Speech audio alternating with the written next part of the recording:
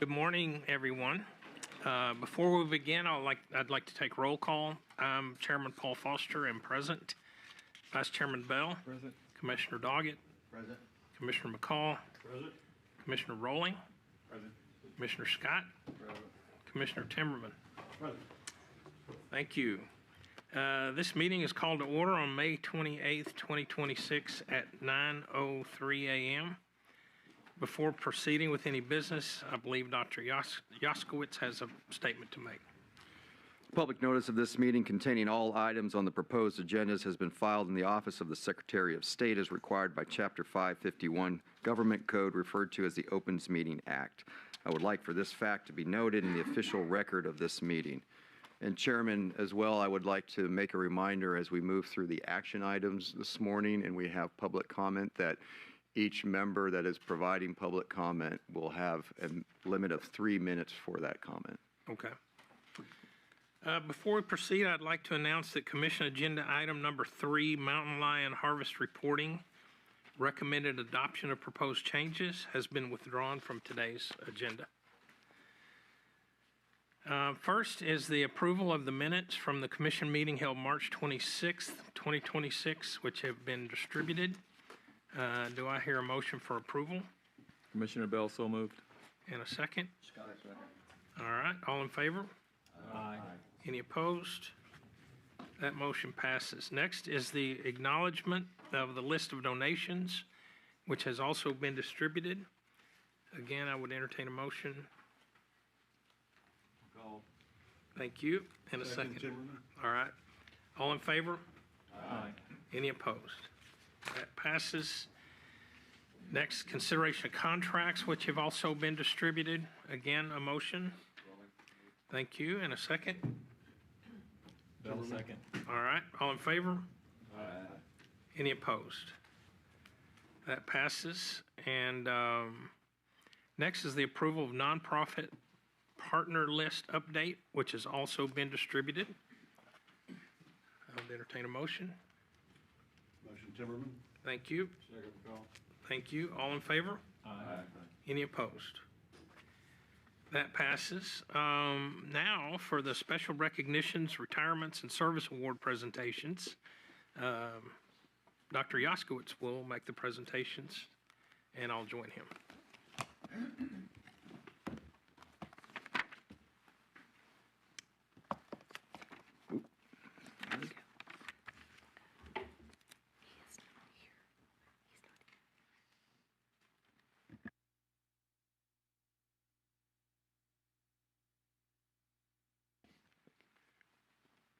All right, thank you, Chairman, Commissioners. Before I begin, this is every commission meeting 5 times a year. We have the opportunity to recognize great work and great partnerships that are happening within and outside of the department.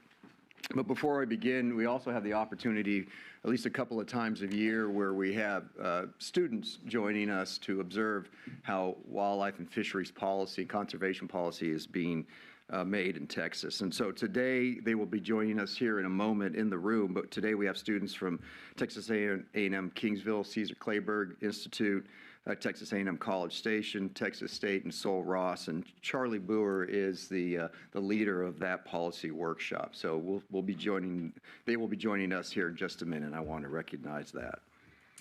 The first recognition I want to make today is with the Mender, who is corporate partner of Texas Parks and Wildlife Foundation. And Mender and that partnership with Texas Parks and Wildlife Foundation has been led by that co-founder and CEO, Ken Taggart.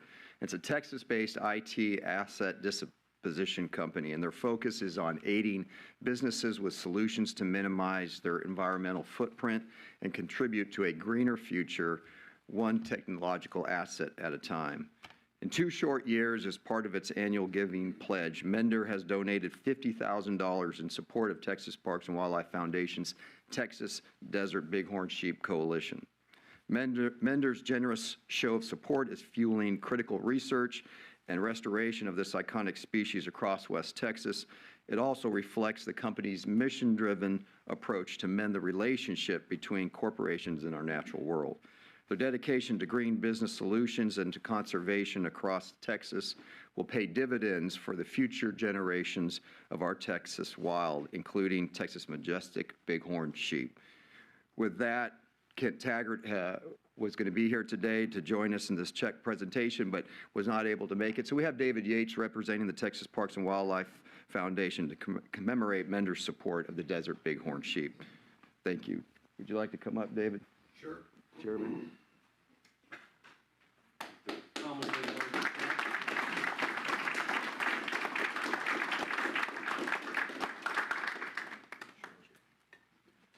Perfect. Okay, gentlemen, here we go. On three. I don't think you need to tilt that one, but we'll see. Hold on. It's a bit weird here. He's here. There he is. Oh, perfect. Come squeeze in, come squeeze in, just in time.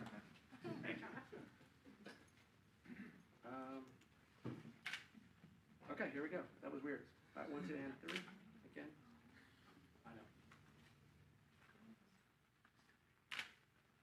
Got one. All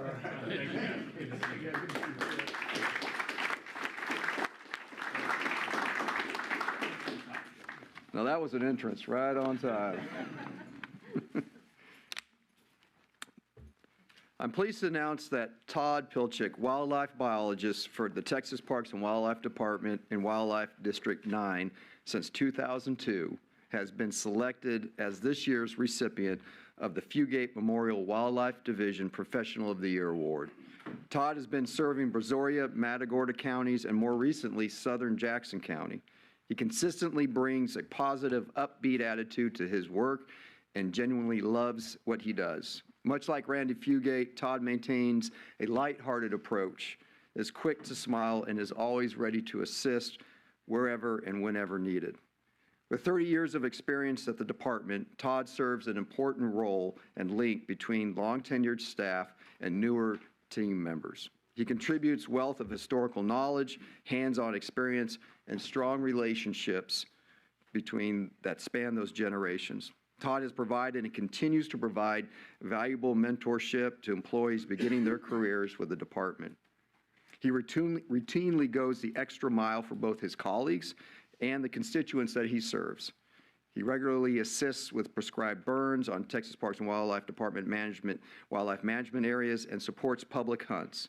He treats the priorities of his coworkers and constituents as his own, makes staff feel welcome, and takes the time to connect with constituents on a personal level.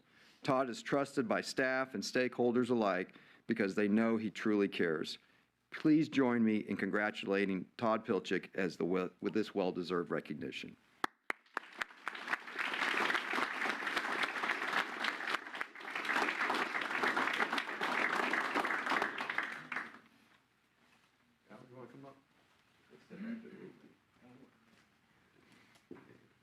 It's not going to flash, but I've adjusted for it, okay? Okay. Okay, here we go. One more.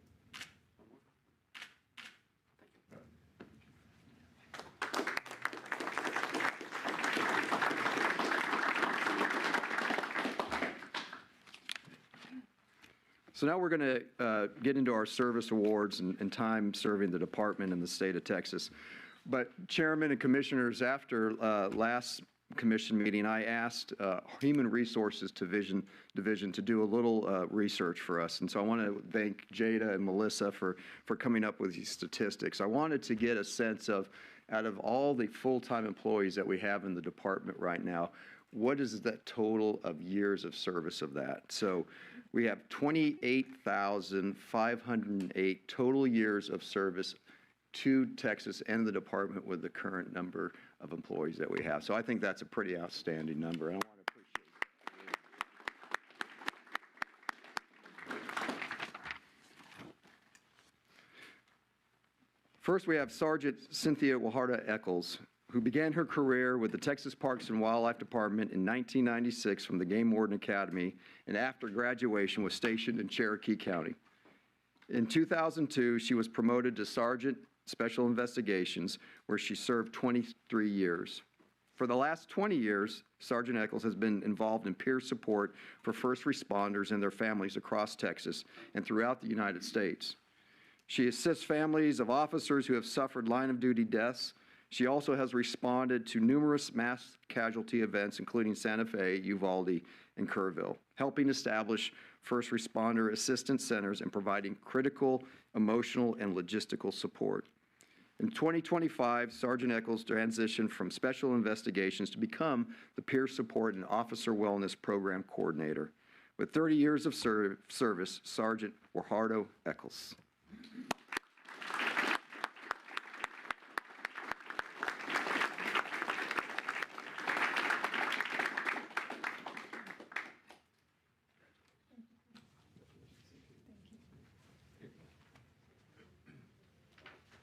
All right, here we go.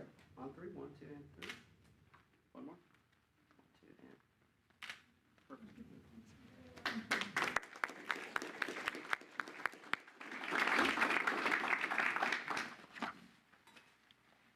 James Edwards began his career with Texas Parks and Wildlife Department on March 1st, 1996, working as a park ranger at Possum Kingdom State Park.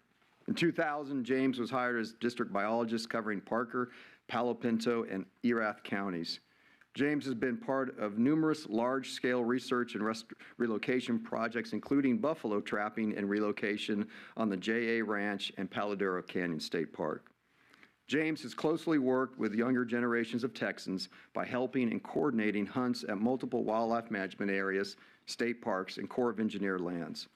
For many years now, he has helped local 4-H and Future Farmers of America organizations by relating knowledge of wildlife management for local youth, including wildlife contests. James has built great relationship with landowners by providing recommendations for habitat management projects, species-specific management techniques, and has served as a liaison for multiple landowners with wildlife management associations. With 30 years of service, James Edwards.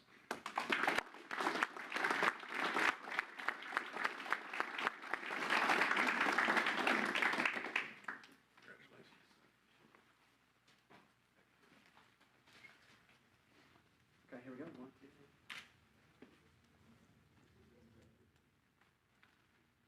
I'm sorry. Everything's going weird today. Somebody has a phone we can use. Yeah, well, I'll use one. All right, here we go. 1, 2, and 3. Excellent. Thank you.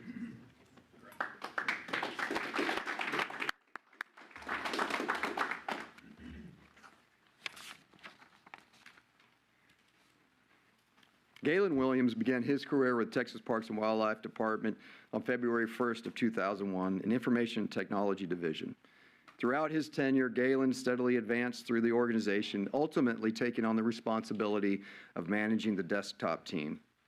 In May of 2015, he transitioned into his current role as the Network Operations Manager, where he continues to make profound impact.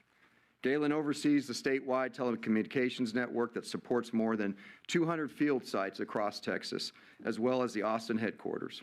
His team ensures the reliability and security of essential data, voice, wireless infrastructure, and network services that the agency relies on every day. Galen also leads major initiatives including internet service procurement, network modernization, fiber optic expansion, wireless upgrades, and driving improvement that strengthen connectivity for staff across the state. With 25 years of service, Galen Williams.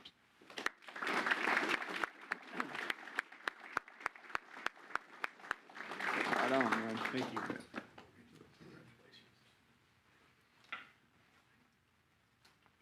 Okay, here we go. 3, 1, 2. 1, 2. Thank you.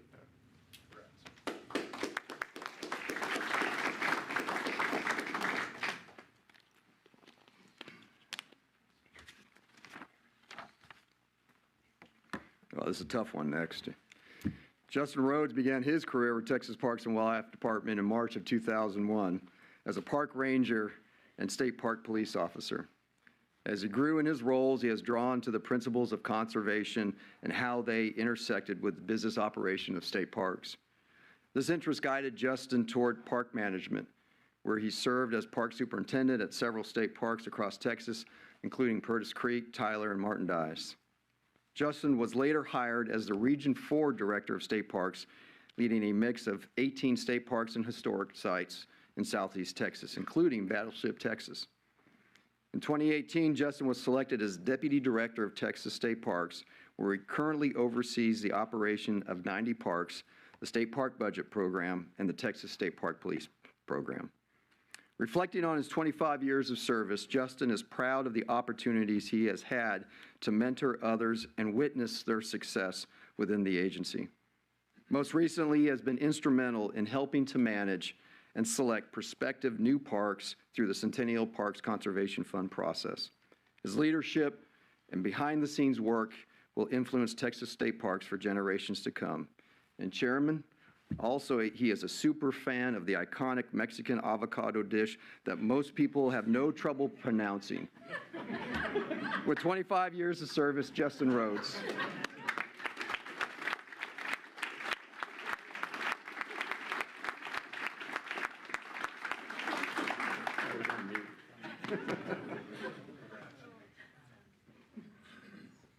Okay, here we go.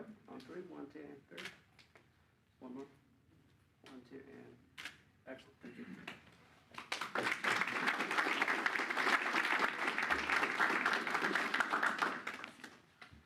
I'll give you a chance to clear the air right now, but maybe, okay, maybe not. Arlene Kalmbach began her career with Texas Parks and Wildlife Department in 2006, working on the first Texas State Wildlife Action Plan. She transitioned to coordinator of the Landowner Incentive Program later that same year. And in 2013, she became the administrator of the Pastures for Upland Birds program. During her tenure, both for the Land Incentive Program, she has accomplished conservation projects on over 228,000 acres across the state. And for the Pastures Upland Birds program, she has helped enhance native prairie on over 15,000 acres. She's looking forward to many more years of serving the department managing those programs. With 20 years of service, Arlene Kalmbach.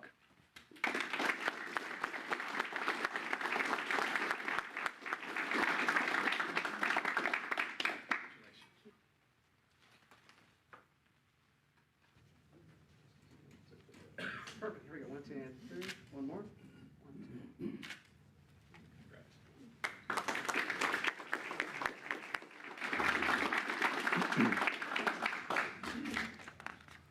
And last, we'd like to recognize Dustin Barrett, who began his career with Texas Parks and Wildlife Department as Texas Game Warden Cadet in October of 2006, graduating from the Texas Game Warden Academy in May of 2007. After graduation, Warden Barrett was stationed in El Paso County for 3 years. He transferred to Valverde County in August of 2010, serving for 14 years. During that time, he was known for building, facilitating, and cultivating relationship with landowners, ranchers, members of the community, water recreational constituents, hunters, fishermen, both local and out of state. Additionally, during that time, Warden Barrett spent approximately 2 years as part of the Marine Theft Investigations Unit as Marine Theft Investigator for the Trans-Pecos area. In November of 2022, he transferred to Nueces County and then to Kerr County to be closer to home and family. Warden Barrett was awarded a director's citation by Texas Parks and Wildlife Law Enforcement Division Director for his actions during the tragic floods of 2025, and also Game Warden of the Year of 2025 by the Kerr County Rotary Club for his service. With 20 years of service, and helping keeping me in the boat, by the way, thank you, Warden Barrett. With 20 years of service, Game Warden Dustin Barrett.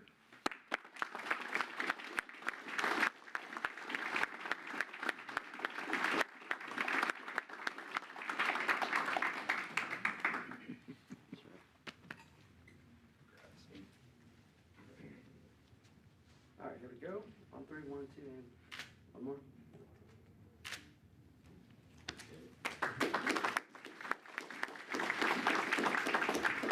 Chairman, that concludes my presentation.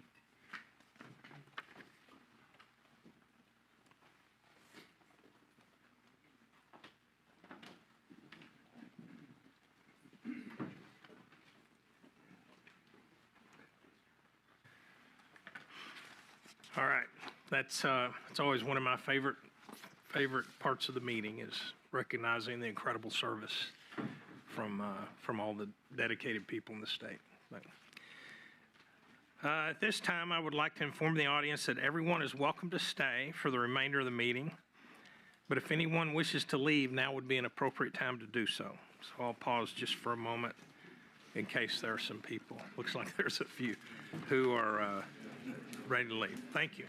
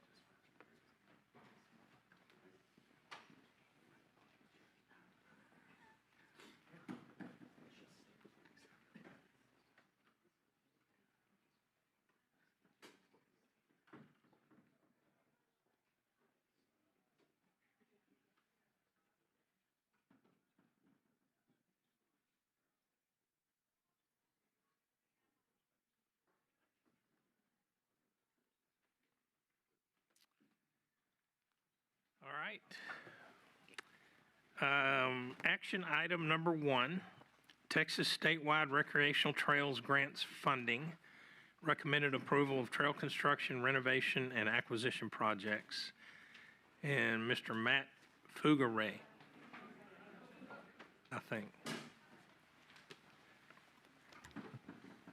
Good morning, Chairman Foster, Commissioners. For the record, my name is Matthew Fugere, and I'm the Recreational Trails Grant Coordinator in Recreation Grants, a branch of the State Park Division. This morning, I'm requesting your approval of our 2026 Recreational Trails Grant recommendations. The federal funds for this program originate from the gasoline tax paid by recreational off-highway vehicles, or OHV users. These funds are rebated back to the states for use on recreational trail projects. We have over $4.5 million in federal funding to award to eligible trail projects. An additional set-aside of sporting goods sales tax funds totaling just over $1.5 million is available to award through this grant program, leaving a total of over $6 million to award. 48 project proposals were submitted by our February deadline, requesting nearly $13 million in funding. The projects were scored by our State Trail Advisory Committee in March and rated for quality, cost effectiveness, recreational impact, and geographic distribution. As we've done in prior years, we're also including funding for various state park trails, including a $900,000 allocation to improve trails across the park system. Some of those recent or ongoing projects include new or renovated trails at the Texas State Parks Division sites listed here. This slide shows the geographic distribution of this year's applicants, shown as blue dots.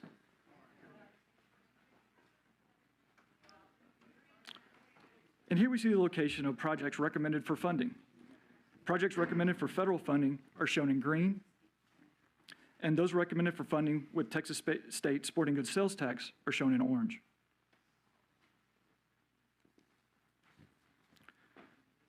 We received 20 total public comments on this item, with the majority, 75%, agreeing. Areas of disagreement include general concern over higher taxation and project budget overruns, the use of grant funds at a university that is believed to already receive enough funding, a general preference for hiking trails over motorized, and a preference to use more program funds on motorized over non-motorized projects. In response, it is worth reiterating that the recreational trail program is funded through excise taxes on recreational OHV gasoline purchases. The applications are scored competitively by an independent scoring committee based on application merit. The award amount recommended by the scoring committee and approved by this commission cannot be increased due to budget overruns. All awards are reimbursement-based, with reimbursement requests required to adhere to strict auditing principles and final inspections performed on all projects prior to grant closure. 30% of the program's federal funds are required to go to OHV projects, regardless of the ratio of OHV to non-motorized applications. It is rare for OHV applications to exceed the 30% requirement and often fall below in a given year. Fortunately, we're allowed to average the 30% requirement over multiple cycles. As a result of our general shortage of OHV applications required to meet the program mandate, we provide outreach efforts aimed at increasing awareness of the OHV program. We have two recommended motions. Motion 1, the Texas Parks and Wildlife Commission approves funding for 21 trail projects listed in Exhibit A and a $900,000 allocation for state park trail improvements for a total amount of $6,170,455. The second motion allows us to fund further down the list if more funding becomes available. The Texas Parks and Wildlife Commission, Motion 2, the Texas Parks and Wildlife Commission approves funding for the projects listed in Exhibit A and the amount of additional funding that is made available in the current fiscal year. This concludes the presentation for item 1. Thank you. I'm now available to answer any questions you may have. All right, thank you. Do we have any questions or comments? We do have, I think, just one person signed up from the public to speak on this subject. Okay. So I would thank you for your comments. I would invite George Kofer to the microphone.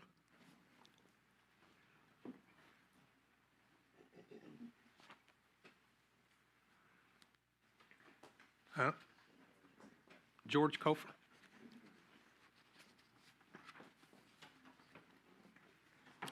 Good morning. Good morning. Thank you, Mr. Chairman, Commissioners. I'm George Kofer, lifelong resident of Travis and Uvalde counties. I'm here this morning on behalf of an applicant, Hill Country Conservancy. Hill Country Conservancy is a nonprofit land trust working with landowners in Central Texas to preserve their family lands. Been in business 26 years. We realized many years ago that a good way to get people out into nature is on trails. I'm here today on behalf of Hill Country Conservancy as the project manager for the Violet Crown Trail, a trail extending from downtown Austin into Hays County. We have received 3 recreational trail grant awards over the past 20 years. Thank you. It's an excellent program. I commend the staff. They're great people, good to work with. We are applying now, have applied for your consideration for what would be our 4th award, if awarded, and that will extend the Violet Crown Trail further down into Hays County.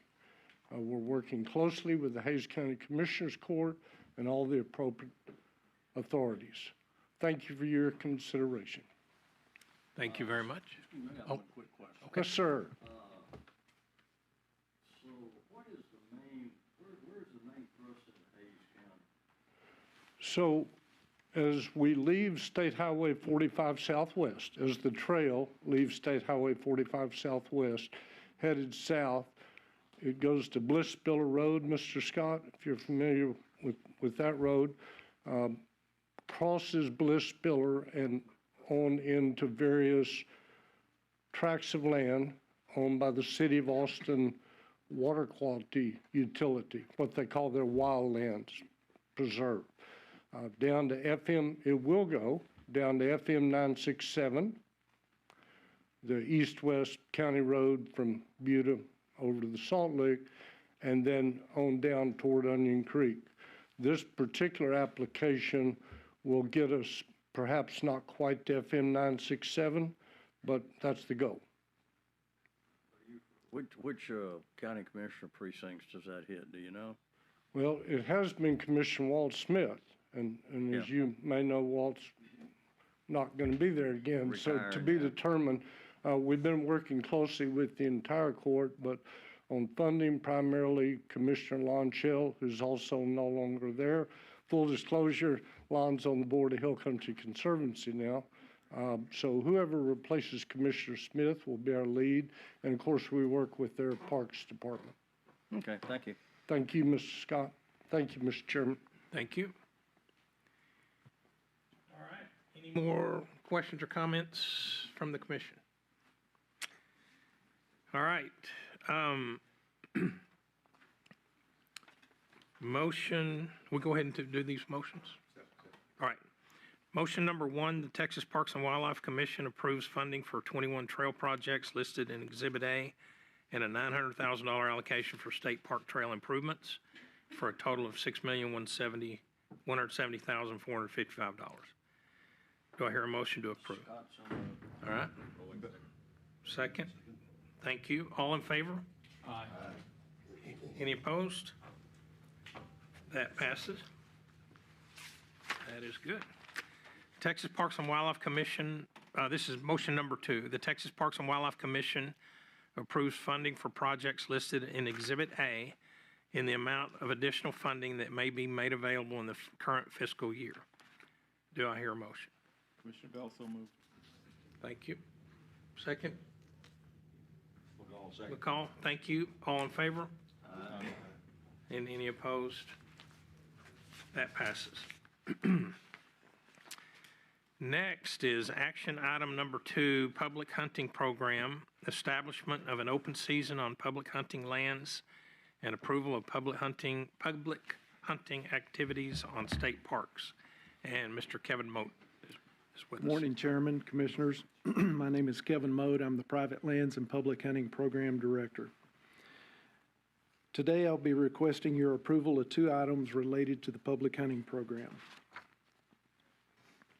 In order to provide hunting activities on public hunting lands, the Commission must first provide for an open season. For this purpose, staff requests your approval to establish an open season on public hunting lands that will run from September 1st, 2026 to August 31st, 2027.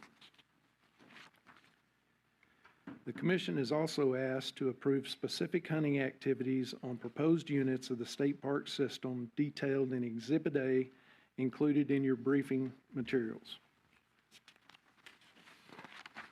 As of 5 o'clock yesterday, the department had received 60 total comments, 53 agree, which includes a letter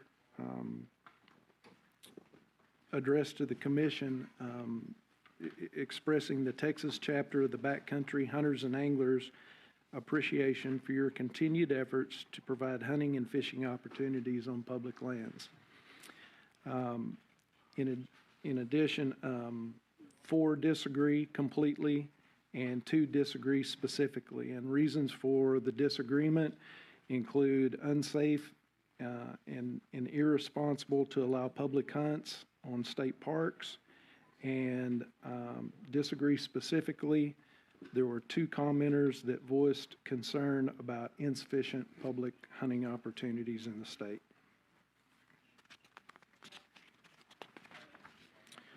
So with that, staff recommends the Commission adopt the following motions. The Texas Parks and Wildlife Commission authorizes an open season on public hunting lands to run from September 1st, 2026 to August 31st, 2027. The second motion, the Texas Parks and Wildlife Commission authorizes the public hunting activities contained in Exhibit A to take place on units of the state park system. And that concludes my presentation. I'd be happy to answer any questions. Okay. Do we have any comments or questions? McCall? Yeah, just a question, Commissioner McCall. Have we not allowed hunting on these lands up until now? What was our status up till now? Yes, most, if not all of them were hunted before, except we have 3 new state parks. So every year, the commission has to renew the hunting season and approve the hunting on the state park units. Okay, got it. Thanks. So it's just an annual renewal. Got you. Yes, sir. Commissioner Bell, just one thing. One of the comments, the disagreement comments, just reference safety. Can you just, in general, describe, that process, what we're doing, or is there someone on the staff that could just describe for the public how that works to show actually how safe it is? So most, if not all, state parks are actually closed to the general public during the period of the hunts. It's not a open the gates, free for all. They're drawn hunters, so there are specific people who have the privilege of hunting on a specific state park during a set time period. And those are supervised hunts. In other words, they have to check in with state park staff, get an orientation on where they're going to hunt, how the hunt's going to be taking place, and then they check out. And like I said, those parks are closed during the period that the hunt is taking place. So there's no other park visitors out there. Okay, thank you. Yes, sir. Other comments or questions? We do have 2 people signed up to speak on this topic. Thank you, Mr. Moat. First, I'll call Jake Walker.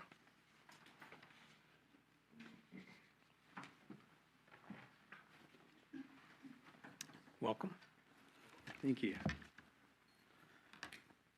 Morning, Commissioners.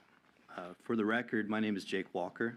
I'm the Policy Chair for the Texas Chapter of Backcountry Hunters and Anglers, a lifelong Texas resident, and I live here in Austin.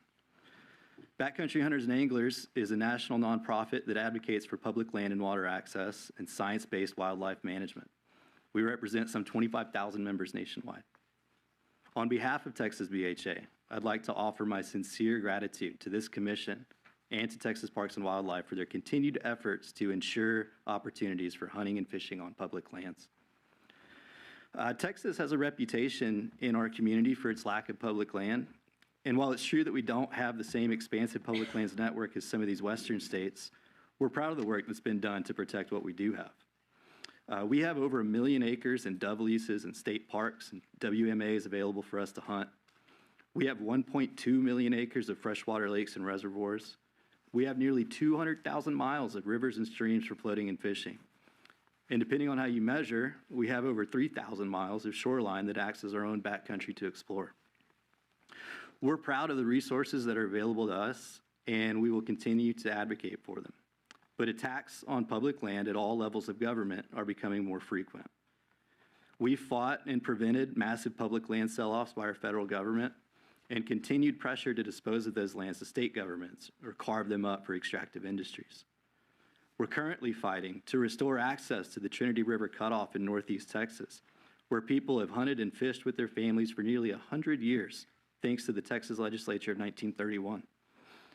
The people of this state shall have full right to hunt and fish in these waters, the law said. That right was wiped away overnight after a wealthy and well-connected landowner built a pipe fence to block access. And with all the direct attacks on public land, we also have to look out for the more subtle, the threats of decreased funding for our voluntary public access program and available funds needed just to maintain what we have. Now, despite all that, we remain hopeful and know that for as long as this commission and this department prioritizes places for the public to hunt and fish, we will continue to build a community of people who care about it generation after generation after generation. Thank you. Thank you. Next, I'd like to call Brent Buchanan.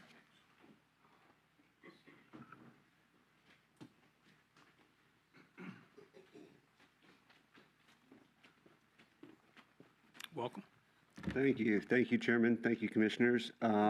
So I came here today initially thinking we were going to be able to speak about mountain lions, but since I've come all the way across the state from the north border of Big Bend Ranch State Park, I figure I'd at least comment in support of the public hunting program. I did notice that for Big Bend Ranch State Park, they've added and exotics to the back end of it, and I hope that they're referring to aoudad and elk and other species that, in my opinion, the park wastes hundreds of thousands of dollars mowing down with helicopters and AR-15s for a real negligible effect.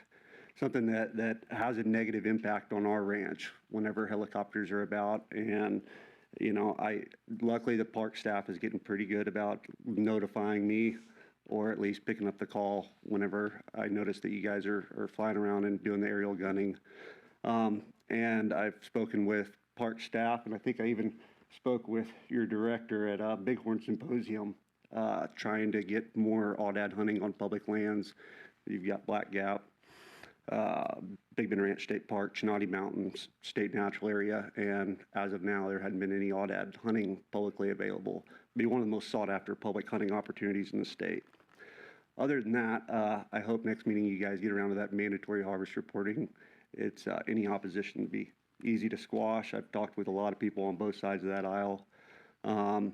Maybe it needs to be worked up a little bit, but I hope to see that on the next commission meeting, although I don't think I'll be able to make it all the way out here again for that one. So thank you guys. Thank you. Comments or questions? Thank you. With that, I would entertain a motion to approve. Sorry. Excuse me. Motion number one, the Texas Parks and Wildlife Commission authorizes an open season on public hunting lands to run from September 1st, 2026 to August 31, 2027. Timmerman moves approval. All right. And second? All in favor? Aye. Any opposed? None, so that passes. And motion number two, the Texas Parks and Wildlife Commission authorizes the public hunting activities described in Exhibit A to take place on units of the state park system. Again, I'd entertain a motion. Commissioner Bell, so moved. Thank you. Second. All in favor? Aye. And any opposed? All right, so that passes. Next was, action item number 3 was mountain lion harvest reporting. And as we mentioned before, that item has been withdrawn. Item number 4, wildlife rehabilitation rules. Recommended adoption of proposed changes. Mr. Richard Heilbrunn is here to present. Thank you. Good morning, Mr. Chair and Commissioners. My name is Richard Heilbrunn. I'm the Deputy Director of the Wildlife Division. Today, I'll be proposing changes to the Wildlife Rehab Permit Program and summarizing changes that we recommend based on public comment. We started this project 10 months ago and developed the proposal with significant input from wildlife rehabilitators, especially the Wildlife Rehab Council. Texas has approximately 200 permitted wildlife rehabbers and an additional 1,700 sub-permittees, which I will often refer to as subs.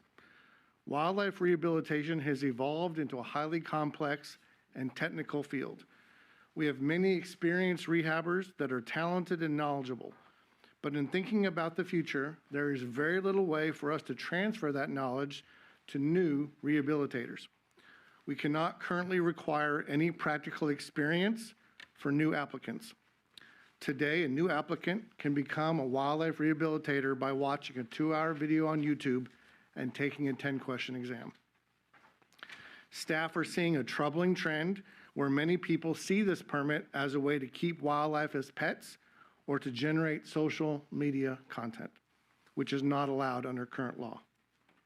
It's important to note that this is a trend in new applicants only and does not reflect on current experienced rehabilitators. This proposal would create a mentor-mentee relationship to facilitate that knowledge transfer, and staff expect an increase in rehabbers available to help the public and expect no additional cost to existing rehabbers. Just a little background for you. This is a list of the top 10 species seen in our wildlife rehab program. They treat a wide variety of species, Opossums make up 60% of all patients statewide, followed by cottontail rabbits, fox squirrels, white-winged dove, raccoons, etc. As you can see, the top 10 species overlaps considerably with our urban species. Staff are faced with several overarching challenges, including requests for staff to intervene in dispute between rehabilitators, poorly supervised satellites and subs in some cases, the fact that the vast majority of authorized users do not fall under the direct supervision of the department, and the fact that rehabilitation outcomes are generally poor. We see about a 35% success rate for wildlife rehab patients.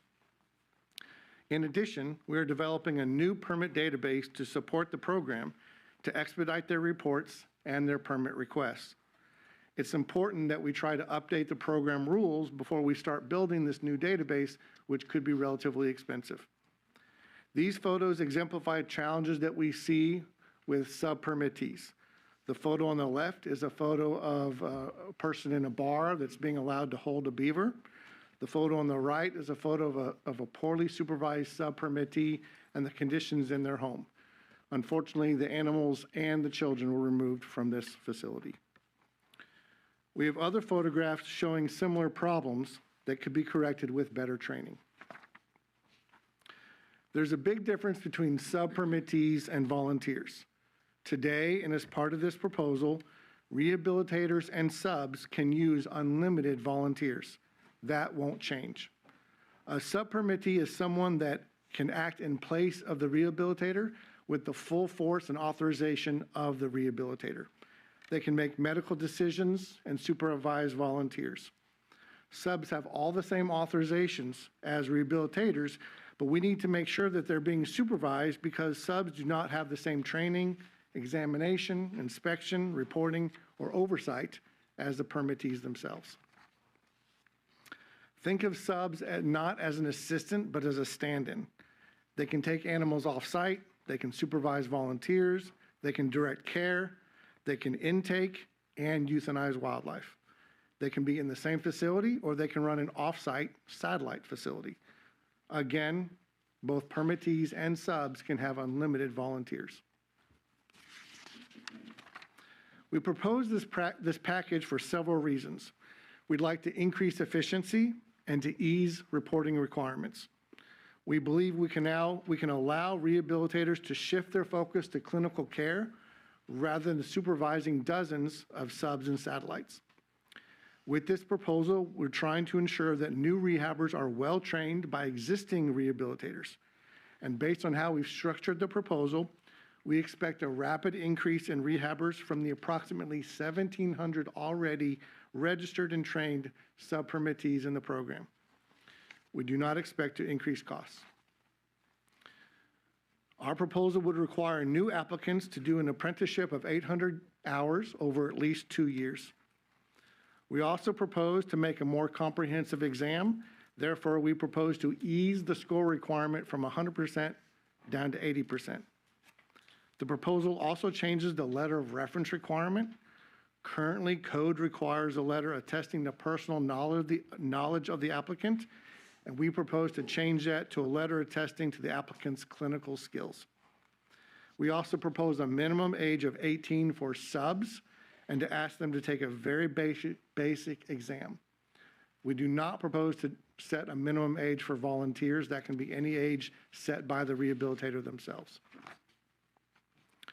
Currently, a relationship with a veterinarian is not required.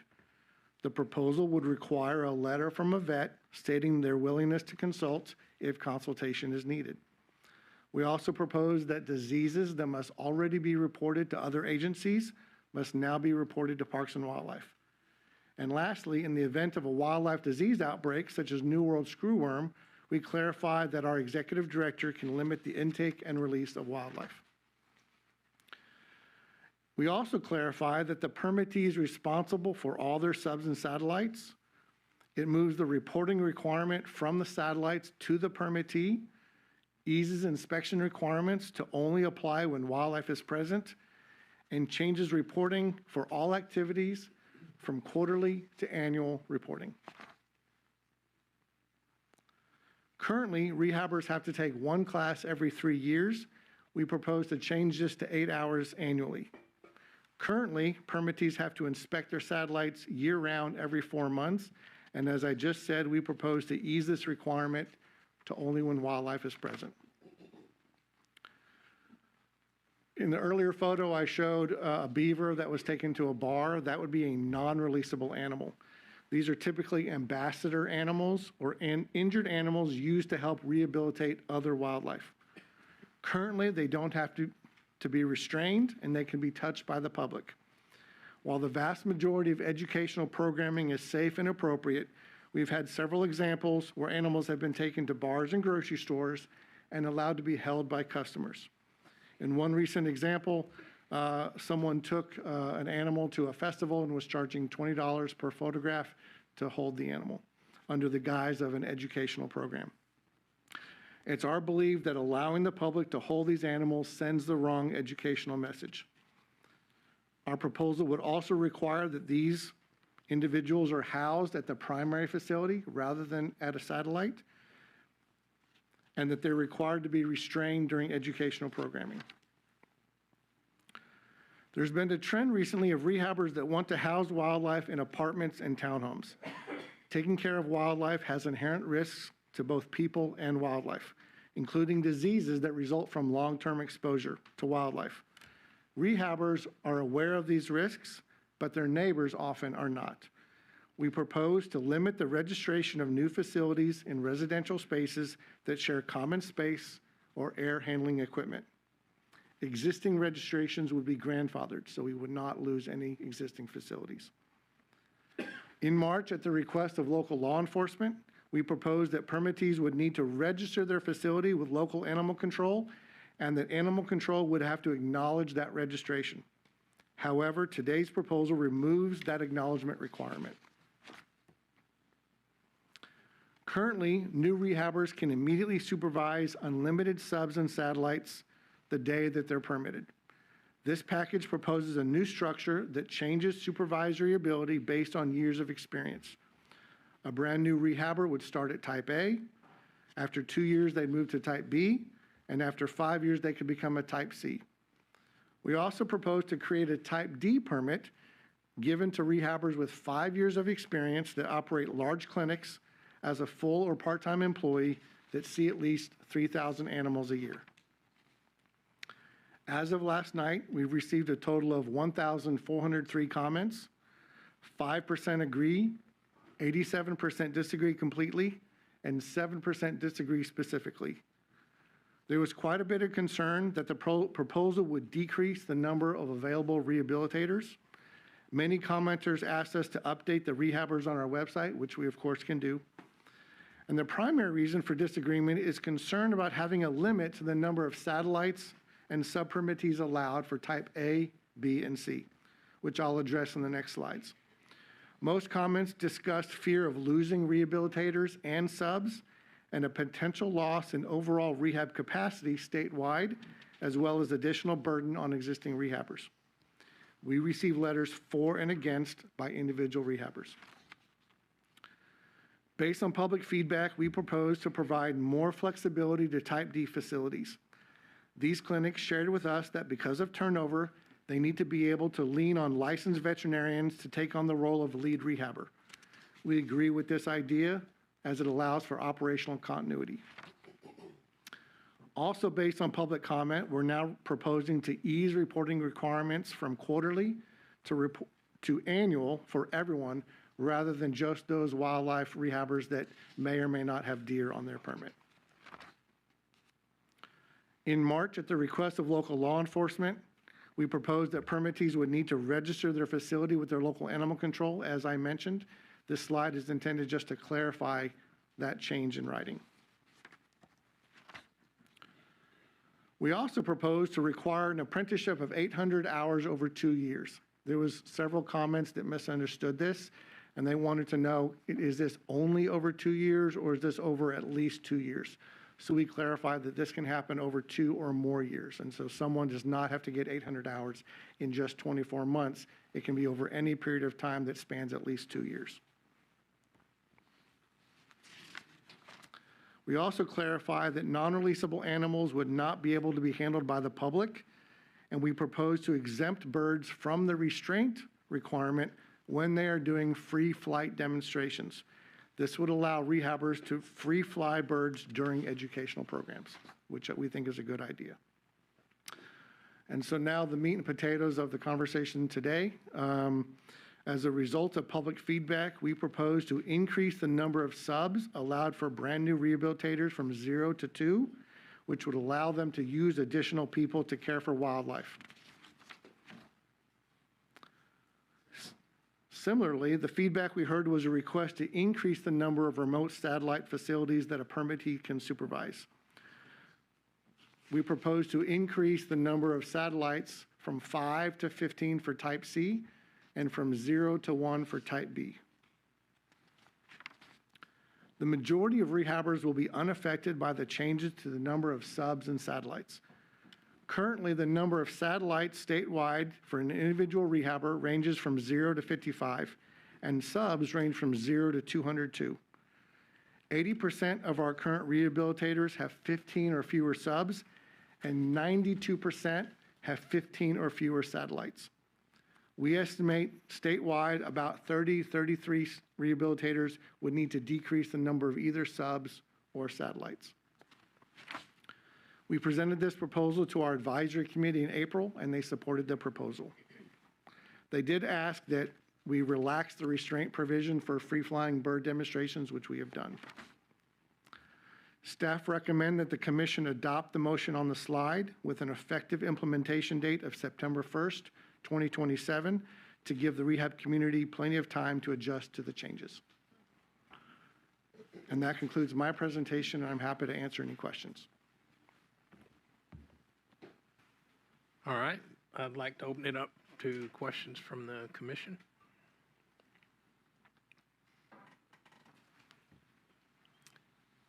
Well, I mean, we discussed this some yesterday, but we have a large number of comments that are not in support.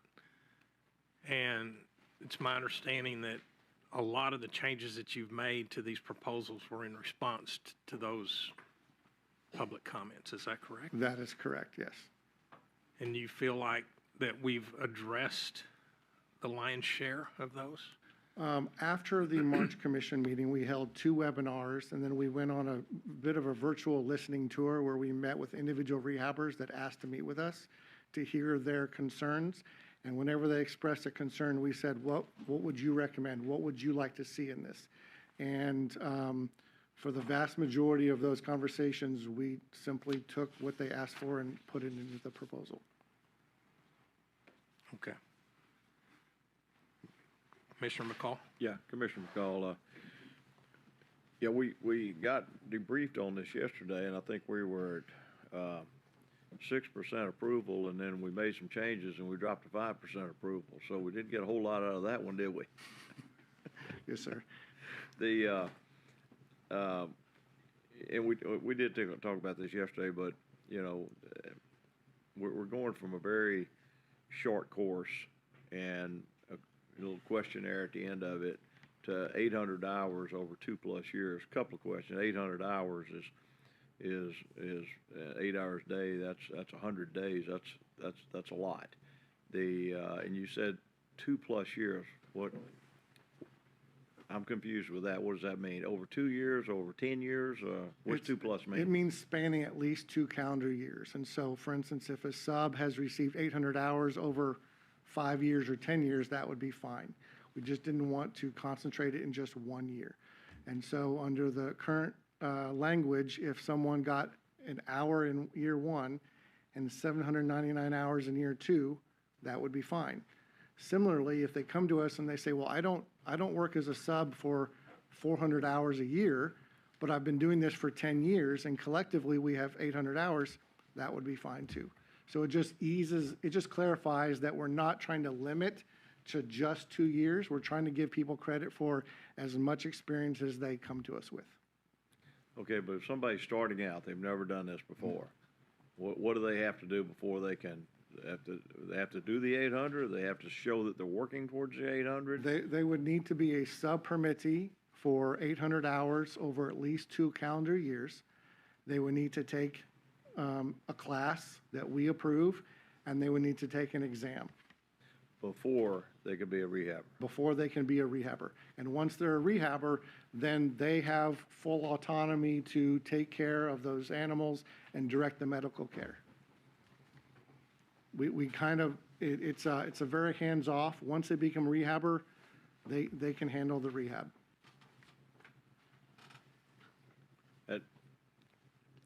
I realize we've got some issues here that would need to be solved, I really do. I mean, it was a pretty compelling story there, but we swung the pendulum pretty far.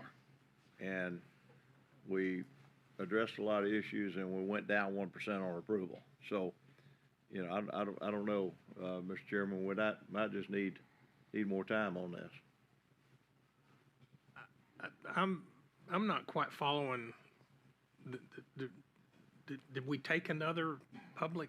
I don't understand what you're Yeah, so referring to. I think that the comment is that from yesterday to today, we lost a percentage of approval. And I've read a lot of the comments, and I've read a lot of the news stories, and it talks a lot about the changes and the burden on the rehabbers, but the news about bureaucratic rules don't sell well in reports, and so oftentimes those articles don't include the reason that we're trying to do this and what we're trying to fix. And so I personally, I did not expect a big change from yesterday to today, given the volume that we'd already received. I will say that we did a review of other states, and other states, some other states require 1,000 hours. Some states require 500 hours per year for 2 years. And so we're in line, if even a little bit more, less restrictive than other states that have this apprenticeship requirement. For instance, Pennsylvania requires that you do a 2-year apprenticeship, and then after that, you can't be a sub anymore. You have to become your own rehabilitator. So they're trying to fast track people on that pipeline. We didn't want to take that approach. We wanted, if people want to be a sub, we want to let them remain a sub, but we're trying to encourage subs to get their own permit, because then we have a little bit more accountability. This is Commissioner Bell, just to kind of tag on to the Commissioner's comments. It seems like just the way we've worded that is a little bit confusing. So if we had clarity around the 800 meters is, I'm sorry, 800 meters, 800 hours is so that someone could advance to a sub-permittee status. It's not to be in a volunteer. The 800 It's not to be in a participation status. I mean, so if I'm a volunteer and I'm doing this, how much time do I have to have as a volunteer just to participate under? So if you want to walk in today to any rehabilitator and sign in as a volunteer and clean cages or assist under the direct supervision, you can do that today with no training, no permit, nothing. You just show up and say, I'd like to help. And both permittees and subs can take advantage of that. You just have to sign in on a log, and that's it. So there's no requirement to do that. If you want to be a sub-permittee today, or under the proposal, you would simply have to take a 10-question exam that we would provide study materials and kind of publish the questions so people know what we're asking. And then you get to have almost the full force of the permit. The 800 hours is the next step. So if you are a sub-permittee and you want to become your own permittee, we just need you to be a sub for 800 hours and learn from that primary rehabilitator to get all the knowledge transfer. Because once you're a rehabilitator, you can take in and direct the care all by yourself.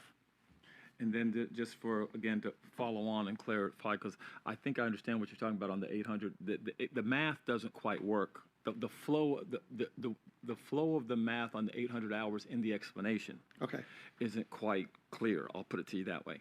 And so, in other words, if someone if I have 200 hours, what does that do for me? Because because you went 800 hours over 2 years, or 800 hours, is it 800 hours over 2 years? Is it 800 hours over 10 years? That's the part where I have the disconnect. It's either, and if it's 800 hours over 10 years, what's the minimum hours I have to have for 2 years? I guess would be the question. So the idea here is to become a rehabilitator, we need some training. Sure. And we need to impart the knowledge from the primary to the sub. And so we want to set a training period where people that want to become get their own permit, that they're exposed to that knowledge. And so we thought 800 hours, you're going to learn what you need to learn. It can be over 2 years or more if you want. We just didn't want someone to say they're being a sub for 800 hours over the course of 2 months and then say, I've learned enough. And so it can be 2 years or it can be longer years. Basically, you just need 800 hours to become your own permittee. Okay. Yeah. So you have to have a minimum of 2 years experience Correct. with at least 800 hours. That's correct. And if we word it like that, I think that's my point. If we word it like the chairman just said it, that's clearer, because otherwise it seems like it seems a little bit, it's in brackish water, just on the explanation side, not on the requirement. Makes perfect sense to me. I'm just trying to clarify the explanation. Okay, well, we can absolutely make sure that's clear in TAC if this passes. Yeah, we've got that, Chairman. We've written, yeah. Yeah. All right. Thank you. Okay, thank you. I do have one other comment I think is important. The other, when you mentioned the residential setting, Yes. just for public information, I think it's important that we mention, we just had that cruise ship incident where they had hantavirus as an example of what went on there. So we do have some things that I do think that people need to be very conscious of if they're bringing animals in close quarters and close proximity to other people, because we've got hantavirus options, we've got New World Schoolworm. There may be some other agricultural diseases that we have out there in our world that may transfer over. So I do think it has the emphasis to say we do want to be safe there. So I think that's a step in the right direction, in particular on that part of the proposal. Okay, thank you. Thank you. Okay, thank you. We have 7 people signed up to speak on this, some for and some against, and I'm anxious to hear from each of you. And in particular, I know you already have planned what you want to say, but I'd like to hear you comment on whether or not the changes that have been made or have helped you to either become either stronger for it or against it or whatever. I'd just like to hear your comments based on the changes that have been made, or if you think there are more changes that need to be made. So first, I'd like to call Jenna Ross.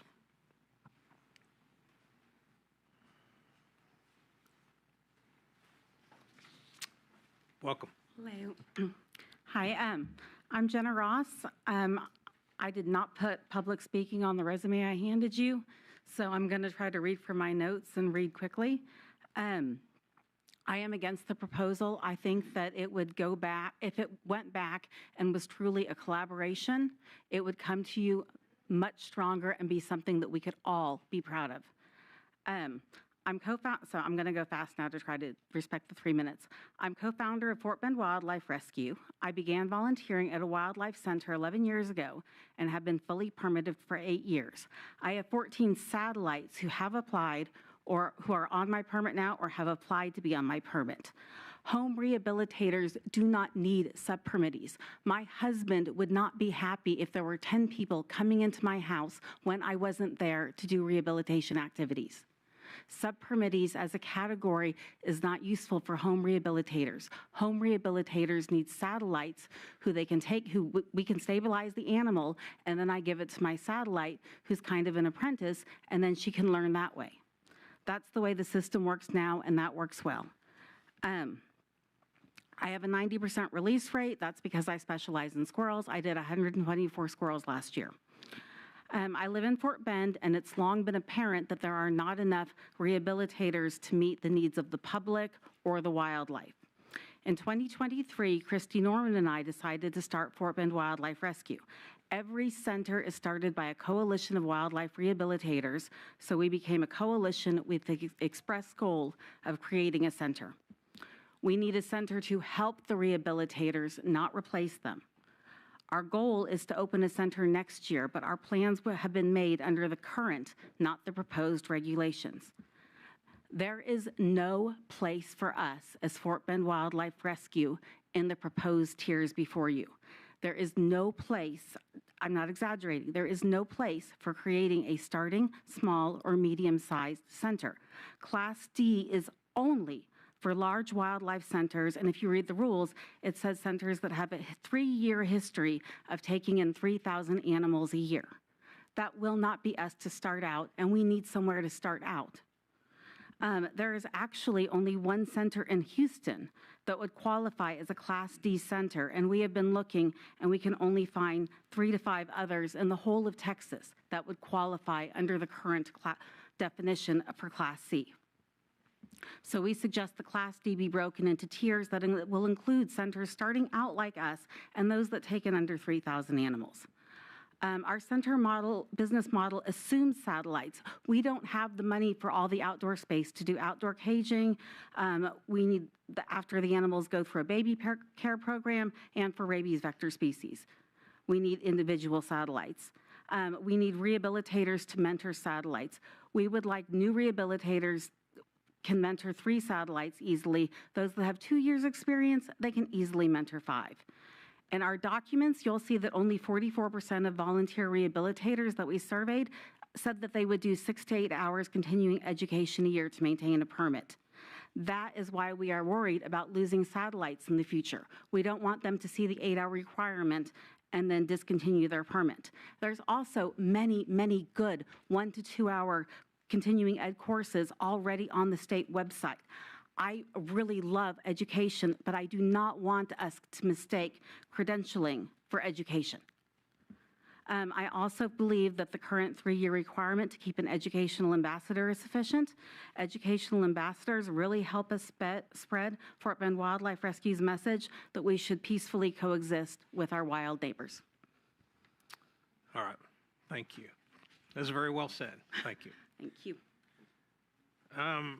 Next. Public speaking to your resume. Next, Christy Norman.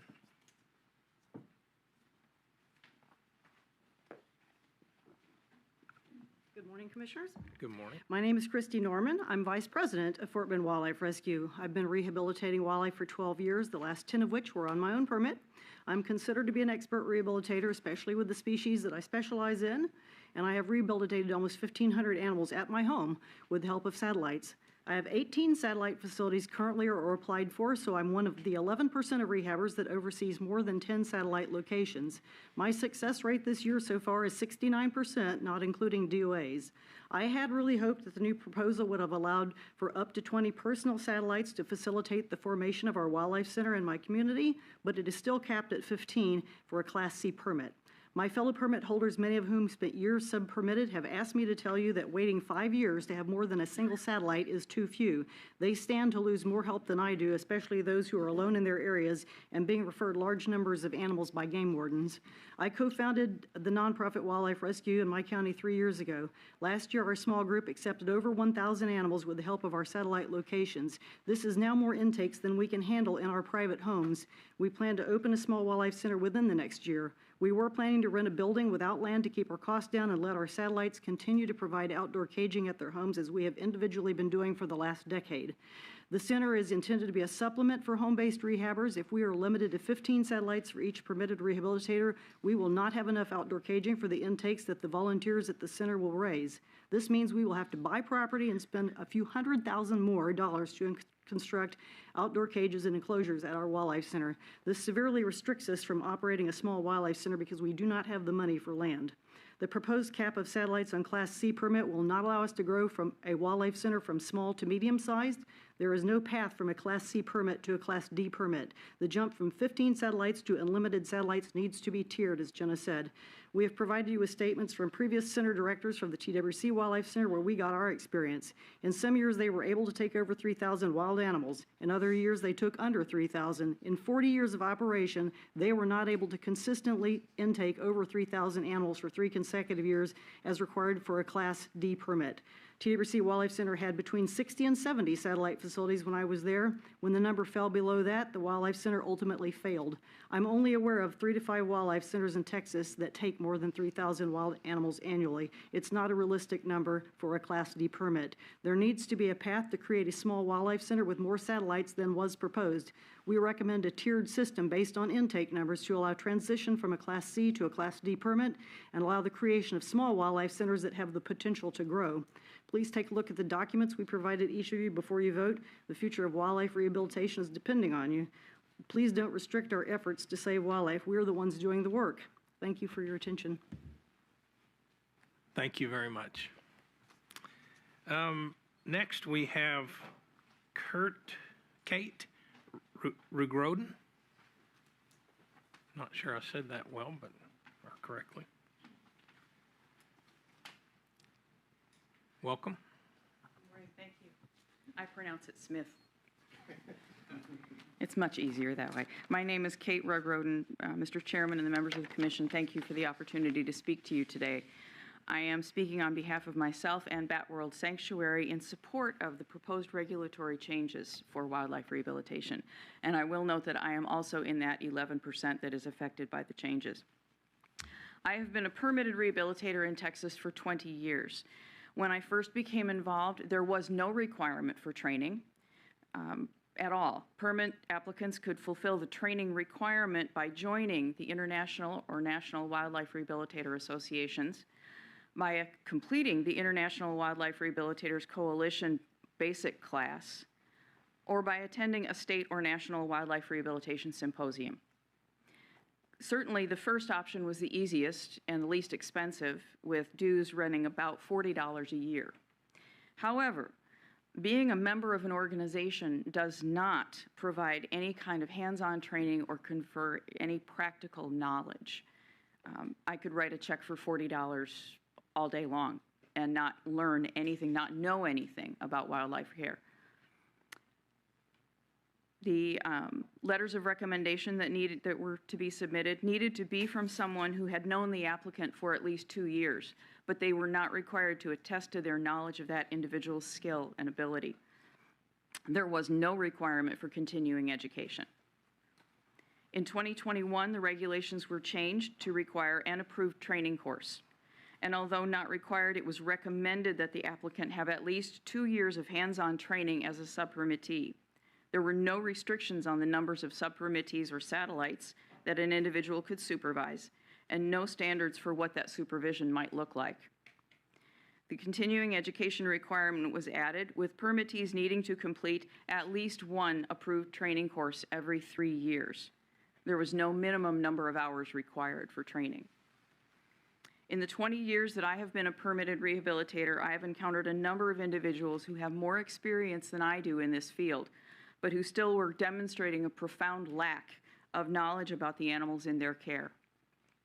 Their training is the foundation of what we do, and the art and science of wildlife care is continually evolving. If we have no standards and no requirements to continue to learn and to improve our methods and techniques, we are no better than the average layperson who takes in an animal with no prior knowledge and experience and relies on the information they find on social media and less than reliable internet sources. As a permitted rehabilitator with a substantial number of satellites and sub-permittees, I have a responsibility for ensuring that the people whom I supervise have access to the training and resources that they need, and that they know, understand, and follow the regulations established by the department. If we do not police ourselves as a community of wildlife rehabilitators, then it falls to the department to set limits. We have rehabilitators who are either unaware of the current regulations or who choose to ignore them. If we are to earn the respect and the support of our communities and our peers, we owe it to them and to ourselves to know better and to be better. And if we cannot do that, then we have not earned the privilege of caring for these animals that are such a vital natural resource to the state of Texas. Thank you. Thank you.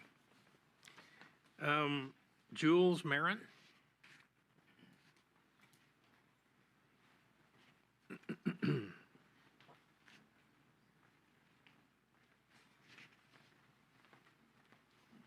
Welcome.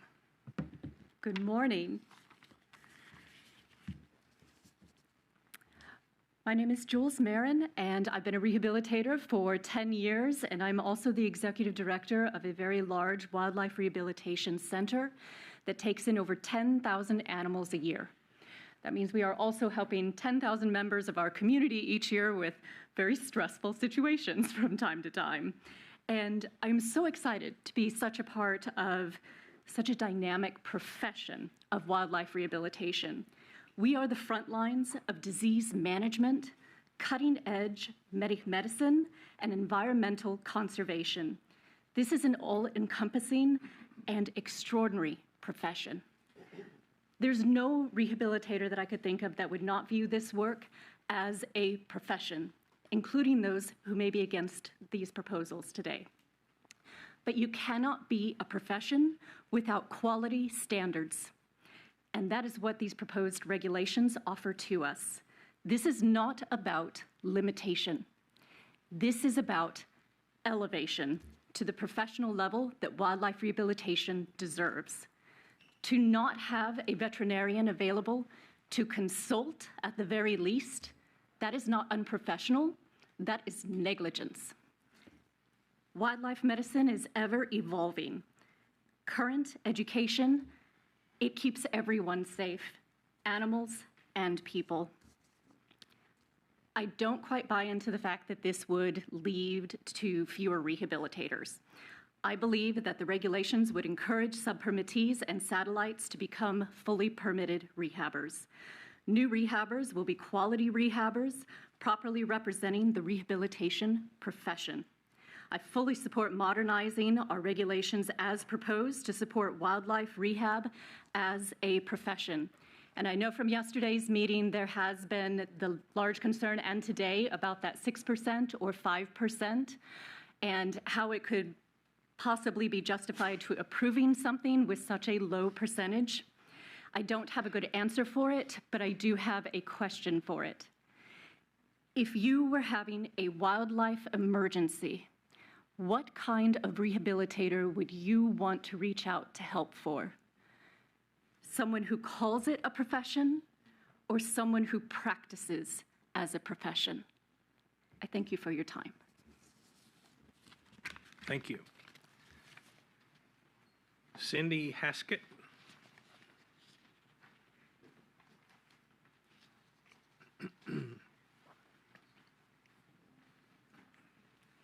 Welcome.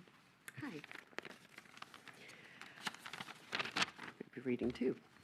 Mr. Chairman and members of the commission, thank you for the opportunity to speak today. My name is Cindy Haskett, and I am speaking on behalf of myself and Magnolia Hills Wildlife Rehabilitation. I am in support of the regulatory changes that are proposed.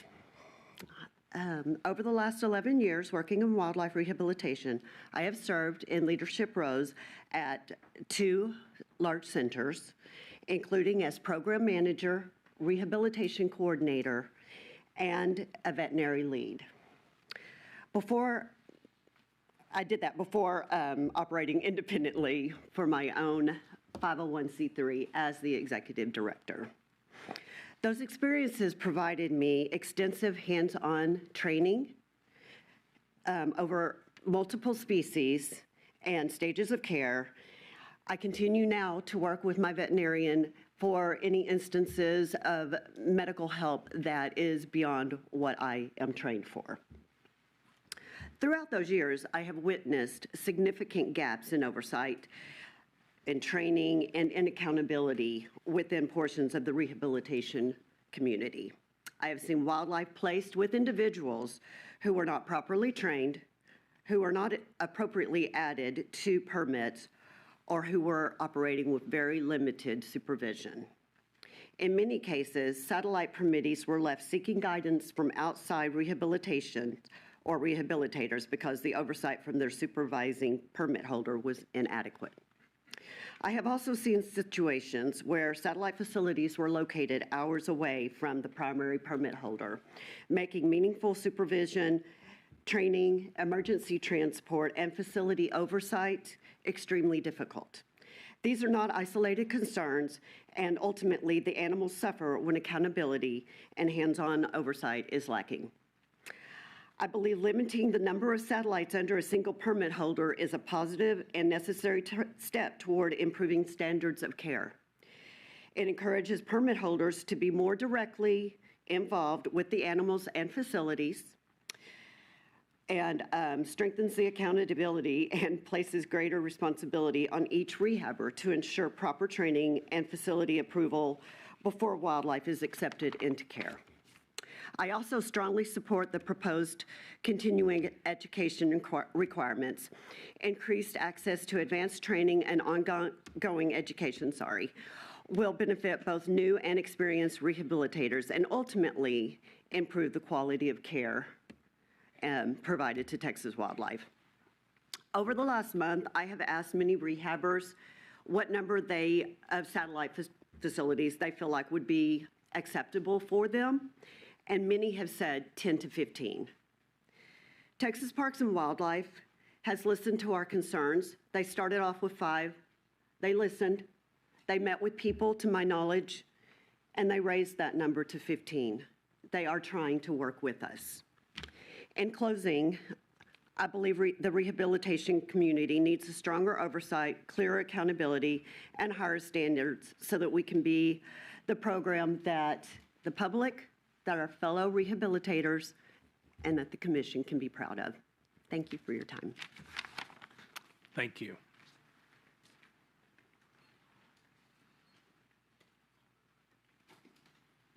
And you were was that Christine that was just up here? I was Cindy Haskett. Cindy Haskett, okay, my apologies. So, next is Christine McCulley.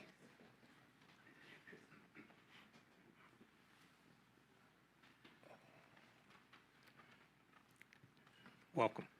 Hi. Good morning, Commissioners. My name is Christine McCauley, and I'm here today in support of the proposed wildlife rehabilitation regulation changes. I began wildlife rehabilitation in 2015 with a deep passion for helping wildlife, but passion alone does not make someone qualified to rehabilitate wild animals. I learned very quickly that this work requires education, mentorship, hands-on experience, and a commitment to constant learning. Since then, I have worked hard to become a better rehabilitator. I have taken classes, attended trainings, earned certifications, and put hours into continuing education because I believe the animals deserve competent and knowledgeable care. I also earned my U.S. Fish and Wildlife Service migratory bird permit, which took 3 years of work, mentorship, and experience to obtain. That process exists for a reason. It ensures rehabilitators are prepared before caring for protected species independently. Today, I run a small nonprofit organization called Moonshine Wildlife Rehabilitation, where I see firsthand the level of knowledge, commitment, and responsibility this work truly requires. Because of my own journey, I strongly support these proposed changes. I support requiring new rehabilitators to gain experience before working independently. I support stronger mentorship requirements, and I absolutely support increasing continuing education requirements from 1 hour every 3 years to 8 hours annually. In my opinion, 8 hours annually is not excessive at all for the level of responsibility wildlife rehabilitators carry. Wildlife rehabilitation is medical care, husbandry, public education, disease prevention, and wildlife conservation all combined into one field. Standards matter, education matters, and experience matters. These proposed changes help protect wildlife by encouraging rehabilitators to build a strong foundation before taking on the immense responsibility of this work. Good intentions are important, but good intentions without knowledge can harm animals. I believe these changes move wildlife rehabilitation in Texas toward a more professional, accountable, and educated future, and I fully support them. Thank you for your time. Thank you very much. And next we have Albert Bryant.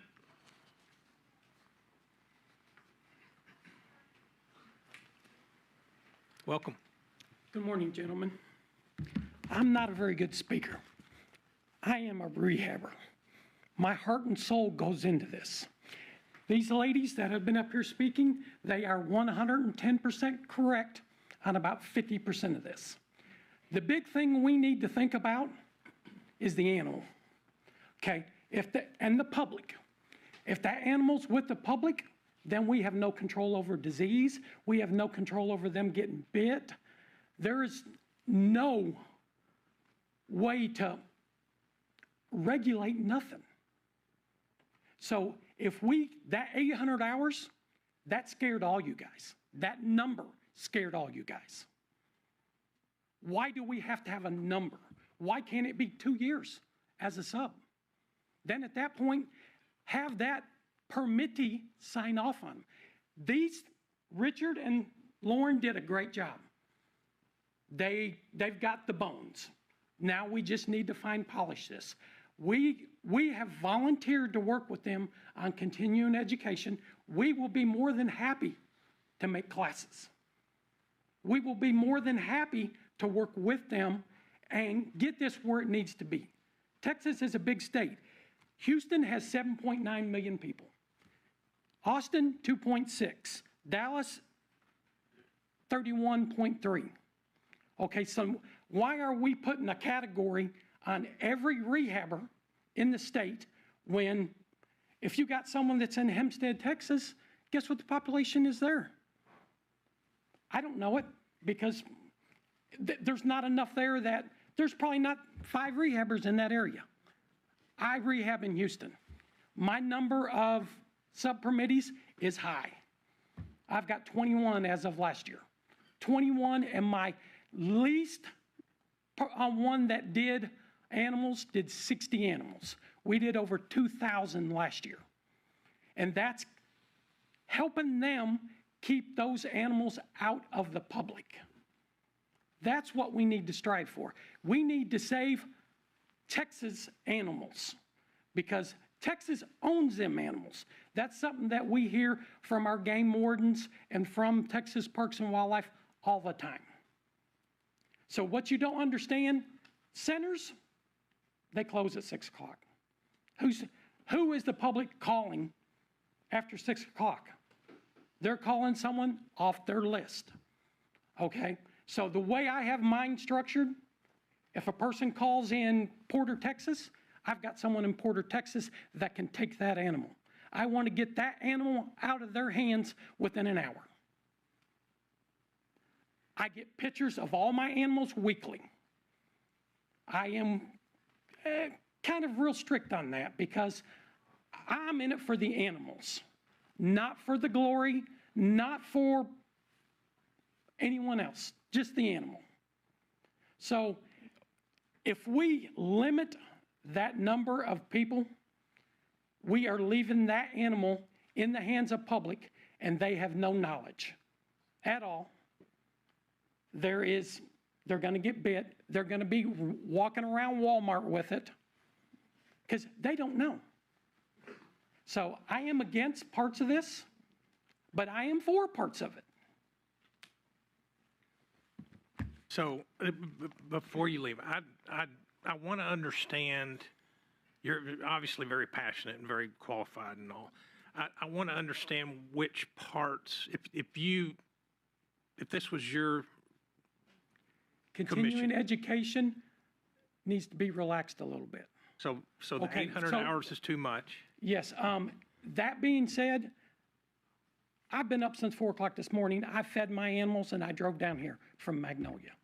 When I go home, I'll have to feed animals again. And it's like this till the end of the year. I have not had a vacation. Me and my wife, we do stuff separately so we can actually have someone there with the animals. We've not had a vacation. Last time I took a vacation, we took a weekend and got married. Okay, this Commissioner Doggett, I think what we're trying to understand is what provisions in this proposal do you not like and how would you change it? Their tier system. Okay, there is no room for someone, okay, so to start with, you have to be sub-permitted for 2 years to get your license. Okay, on that's experience, correct? So coming into his tier system, I don't have it up there, When you first get your license, you're at a 0, he says. You have no experience. But you do have experience because in order to get your license, you have to have that 2 years. So, I mean, this is all just, it needs to be set down and fine-tuned. So coming in, if you get your license, you've got 2 years experience. But you can have 0 satellites, 0 subs. Okay, the next one up is 3 years. And I think he said two subs. Well, that person's got 5 years experience right there because they have 2 as a sub-permittee and 3 as a license. So, I mean, the numbers don't add up just in the tier system. Okay, hours? Would any of you like to take 800 hours? But now, if I say, hey, you have to be sub-permitted for 2 years, and you have to have your permittee sign off for you. Guess who is responsible for that sub-permittee, that permittee? That's who should be answering that question. Is this person capable of having their own permit? Yes or no? Okay. Thank you. Is any other questions for Mr. Bryant? Thank you, and thank you for your passion. So I'd like to open it back up to questions for the commission. This is obviously and for Richard. So how do you respond to the comments you just heard? We spoke with several rehabilitators, including some of the people that spoke today, and we asked them the very same question. And the initial request was unlimited satellites. And if we said, when we said, if you had to put a number on it, what would that number be? And we were told 10 to 15 is what we were told. So that's what we did. I believe it's important to create a pipeline from volunteers to subs and subs to primary. And once someone gets a primary, I think it's important that they have a little bit of time before they create this massive structure of people under them. So a year or 2 or 5 where they can learn the craft, they can become a professional, really hone their medical care, and then they can have a whole mess of people underneath them to train and supervise and mentor. And that's what we proposed. Help me understand the distinction between a satellite and a sub-permittee. Yes, sir. So when we embarked on this, we learned that if you have 40 rehabbers in a room, you have 40 different ways of doing business, and that's fine. Some people have a in-home clinic, and some people have a larger clinic where people come to them. And so you can have a sub that comes to your clinic or your home, and you can be gone. So a sub can do all the things that you can in your backyard with you gone for the weekend. A sub can also do that off-site. When they do it off-site, now they are running a satellite facility. So a satellite is always run by a sub. And so the thought is, can we get some of these subs and or some of these subs that run a satellite to run their own shop?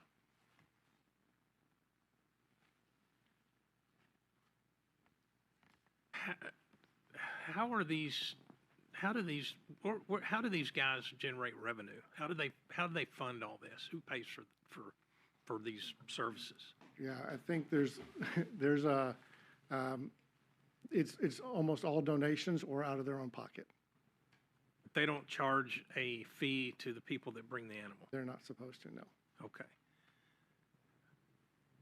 So getting bigger is not necessarily creating a big business.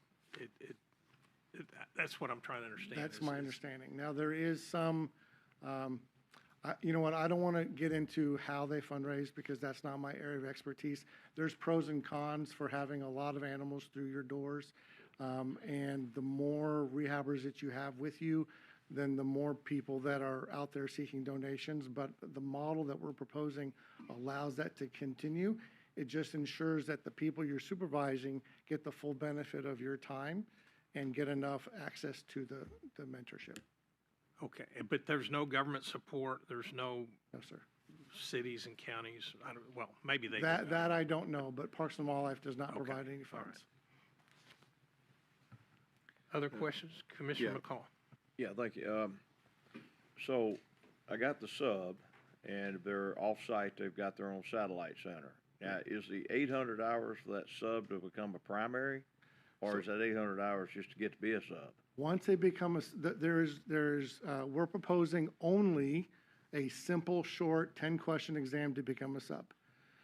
Once you're a sub and you're either a sub on-site or you're running a satellite, all the hours that you amass doing that work would count if you want to become your own permittee. And explain to me what a volunteer is. A volunteer is someone that is directly supervised.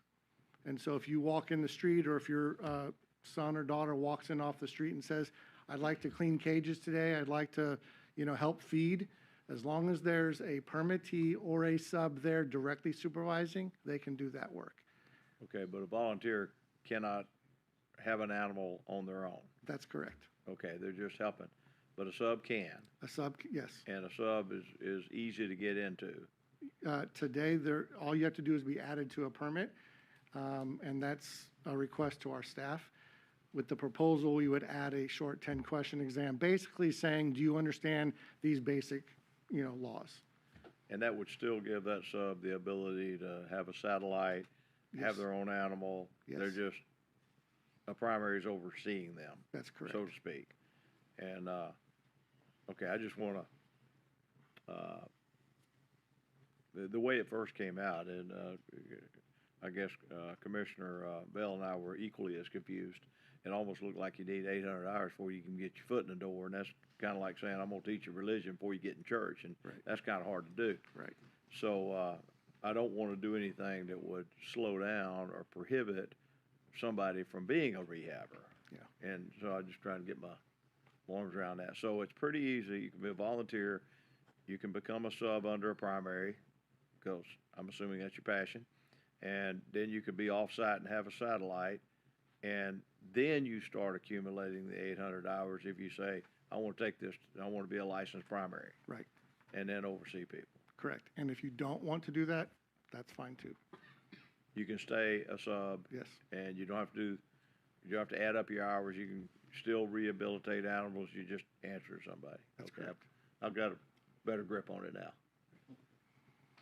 And your limitation of 15 sub-permittees is just because you feel like one person can't oversee more than that? That's correct. We get a lot of calls from the public, from rehabilitators, from law enforcement, and there's a significant portion of those calls that are related to the people who have several dozen subs or several dozen satellites. And so we thought, can we create a structure that focuses their supervision so that they have time to mentor those 15 people and provide appropriate oversight, but also provide training? Because if it's limited, so one of the individuals, Ms. Rugg-Roden, is a fantastic trainer. And so her plan is, as she trains people, she wants them to graduate and stop being a sub and become their own permittee. And so this would allow them, that pipeline, to be encouraged, because you get your 15, you train them, and if you have new people, then theoretically those older subs that have gotten that training would then go on and become their own permittee. So if we were to pass this today, what would happen to somebody like Mr. Bryant? If he's already got more than 15 sub-permittees, is it immediate? Does he have some time to transition? Right. So what's the thinking there? It kind of depends on when Mr. Bryant's permit expires. If he has, right now he has 47 subs and satellites allowed on his permit. Okay. That would continue until his permit expires, and I don't know when his permit expires, but if it expires in 2029, that allowance, we're not going to cancel a permit. So when he renews in 2028 or 2029, he would then fall under, he would have to reduce his number down to 15. And so he basically has at least 15 months, but up to a couple years to kind of figure out who stays and who goes and who wants to apply. And incidentally, those people that are on his permit now, if they want to become a rehabber next week, they can do that without the 800 hours. And so they have 15 months to decide if they want to come on without any additional training than what's required today. So there's this nice long on-ramp for people to figure out how to restructure their operation. Okay. This is Commissioner Bell. I was looking at slide 4, where, and so that we're, again, straight on the language, it says sub-permittees allowed. So the revised proposal, and again, since I don't have the narrative here under type A, but it says I'm assuming this means a permittee is allowed this number of sub-permittees. Is that the way that That's reads? correct. So then if they're new, they can have, if they're a new permittee, they can have up to 2 sub-permittees. And then when they hit this is slide 4, you said? Slide 21. Am I in the wrong one? Item I'm four, sorry, slide 21. I'm 21, yeah, okay. item 4, slide 21. I'm sorry, I'm with you now. First day. Yeah. Am I supposed to read from the left to the right or the right to the left, right? You know, but when it indicates here, it would seem like a new permittee could have 2 sub-permittees. If they've been a permittee for 2 years, they could have up to 5. Correct. If they've been a permittee for between 2 and 5, it seems like they would have 15. And if they've been a permittee 5 years or more, it says unlimited. So I'm trying to. So, okay, What's unlimited? Unlimited is for type D, and that's for those large clinics. And these are folks that see 14 to 17,000 animals. And so we did not want to prescribe a limit. The type C is what a lot of the conversation is about today. And so once you have 5 That's our 3,000. Type C is our 3,000 animals. Type D is that. Okay. So type C is for folks that don't operate the large clinic. They have 5 years of experience as a rehabber. We propose they be allowed 15 subs and 15 satellite, or which could also be 15 satellites. And so this is proposing the max number of people that can be added to their permit. But I guess if we do the multiplier math too on this, so that sub-permittee type C could have, the permittee could have 15, up to 15 subs. Right. And then the sub has a satellite facility, or the sub they're not interchangeable, satellite and sub, right? Because I'm trying to see if we're adding more numbers on slide 22. Okay. So to operate a satellite, you must be a sub. Right. And so it's not 30. It's you can have 15 subs, which means that they can either come into your home or you can have them go out and operate their own facilities. So those 15 subs are the same if you have 15 satellites. It just depends on how you set up your operation. Do you want people to come to your home, or do you want to use their homes? I got it. Okay. Okay, Mr. Chairman, the only other thing, Commissioner McCall, that I guess gives me a little bit of concern is the gentleman who spoke a while ago is very passionate about what he does. He's got 47 subs, so is that what I heard? On his permit, he does, but he testified that he has 21 active subs. Okay, let's go with 21 then. If we, have we considered, once your permit runs out, if you can show that all your subs have done a good job or something, some type of grandfathering to keep them going, where you don't have to say 6 of you just can't do this anymore? So we explored the idea of a case-by-case basis. And I'm sure you can understand with 200 and potentially more rehabbers, that became unwieldy very quickly. And so we weren't comfortable with a case-by-case. But we felt that the letting the permit run out before we set them up under this new limit was as much of a transition that we could administer. And a permit is how long? 3 years. 3 years. So the objective the desired outcome would be that you end up with more permittees. Correct. That some of these, in his case, some of his 21 would, over the next couple of years before his permit expires, I don't know when his permit expires, but that some of those people would qualify as a permittee. Correct. Is there any flexibility in the 800 hours? Because that seemed to be a big concern as well. Yes. Sure. No, I'm just asking. I mean, what is it important to have 800 hours? That sounds like a lot to me, but I'm not in that business. Yeah, so. the way we got to that was one Saturday a week, one day a week for 2 years was 800 hours. And we thought, well, that gives them plenty of time to be exposed to their mentor and run into all the different unique situations. Like I said, other states have said 1,000 hours over 2 years, and some states have said 500 hours, per year. It just depends on what you want it to do. Chairman, David Yoskowitz, if I could maybe offer up a suggestion for Richard to embellish upon, and that is, could you answer the question if they're currently sub-permittees, are they accruing those hours that could then be used to a future permit process through this? Yes. So as soon as someone becomes a sub-permittee, that clock starts. And so we don't want to say, only experience before a certain date or after a certain date. So if there are folks that are a sub-permittee and have been for the last 5 years, they probably already have it.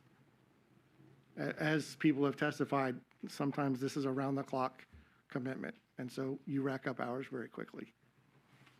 And this is 800 hours of experience or of training? Of experience, of working as a sub. So how does an hour qualify? They would just keep a log and then have their supervising permittee just sign off that, they worked this many hours, on wildlife care. We didn't want to manage that process and create this big government structure. We trust them to take care of animals. We trust that they can keep a log. Okay. Anybody else? The thing that gives me some comfort is knowing that there's an on-ramp or an off-ramp, whichever way you describe it, and that not going to wake up tomorrow morning and have a bunch of sub-permittees unable to do their work. 800 hours. If we pass this today, what I would like to do is have you come back to us at a future meeting, not necessarily the next one, and kind of, I'd like to get some more feedback from the rehabber community about whether or not 800 hours is actually a good number. So if that's the hang-up, then we're happy to propose 600 hours. We can decrease that. Yeah. There wasn't some magic math. It was just, a day a week for 2 years. That sounds about right. All right. So I'd be happy with that. But yeah, one issue I still have is, or question I got is, there will be, this would go into effect when? September 1st of 2027. That's when it goes into effect. Correct. 15 months from now. Correct. Okay, so there is. But if your permit goes beyond that, then it's even longer. That's correct. Okay, so it's a minimum of 15 months. Mm-hmm. So if you renew your permit between now and then, I'm just asking. I want to understand. That's my question. Permits expire in January. Okay. And so anyone that renewed their permit this past January, basically they would have their current number of authorizations until 2029. And someone who renews in January of 27 would have theirs until 30. If y'all decide to pass this proposal, then our thought is that we would not give someone authorization. If it's a new applicant that comes in after today, we would say you can have up to, 15, because that's sort of the spirit of. So you'd make sure that they're going to be subject to the new rules? Correct. Okay. Correct. All right. Yeah. What we did not want to happen was a lot of subs to be suddenly without a supervising permit. And so if, for instance, someone has 18, and so they need to offload 3 subs, then according to our math, 90% of permittees are under that number. And so those 3 people could become a sub under someone else, we believe relatively easily. If they did not want to become their own permittee. Right, or they could, attain permittee status. Correct. Richard, give me that number again. 90% fall under what would be passed here today. Correct. In other words, that 21 would be the 10%. That's correct. I've got a slide right here. Okay. 80% of wildlife rehabilitators have 15 or fewer subs, and 89% have 10 or fewer. And so if you bump that up to 15 like we're proposing, it's actually 92%. So we're impacting a smaller segment of the rehab community. Okay. Okay, Okay? thank Thank you. you very much. Okay. So I would entertain a motion to approve this, subject to the change that he suggested of making it 600 hours instead of 800 hours.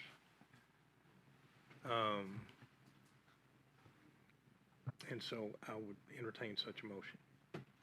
This is Commissioner Bell, so moved. All right. Do we have a second? Doggett, second. Okay. Do we need further discussion? All right. All in favor? Aye. Any opposed? Okay. Thank you all for your input. That passes, and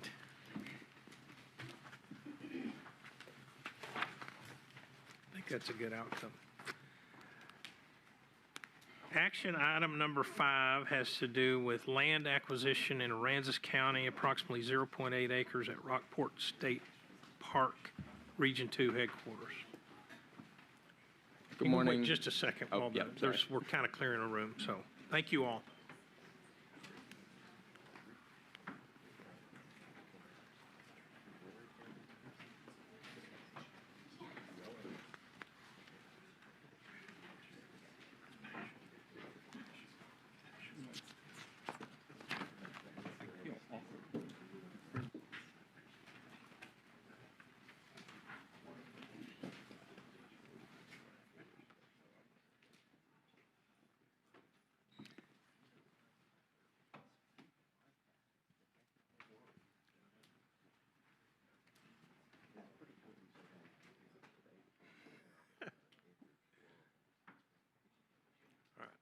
Okay, Mr. Aston.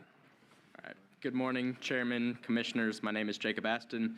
I'm a project manager with the Land Conservation Program. Today I'll be presenting a 0.8 acre land acquisition at the Rockport State Park Region 2 headquarters in Aransas County. Here's a map showing Aransas County indicated with the red star. Here's a more zoomed in map showing the Rockport Region 2 headquarters located in Rockport. The department owns and operates a state parks regional headquarters building within Rockport, Texas, on a parcel that is approximately 1.3 acres. This building is currently shared by TPWD staff and the state parks, wildlife, and law enforcement divisions. Staff has identified an approximately 0.8 acre tract adjacent to the facility available for purchase from a willing seller. This provides an opportunity for future building expansion and will meet an immediate need for increased public parking and equipment storage. Here's a site map of the proposed acquisition of land with the Rockport State Park Region 2 headquarters in red and the subject tract outlined in yellow. As of yesterday at 5 p.m., we have received 13 total comments, all in agreement. And staff recommends the commission adopt the following motion The Texas Parks and Wildlife Commission authorizes the executive director to take all necessary steps to acquire from a willing seller approximately 0.8 acres, the Rockport State Park Region 2 headquarters. That concludes my presentation. I'll be happy to take any questions.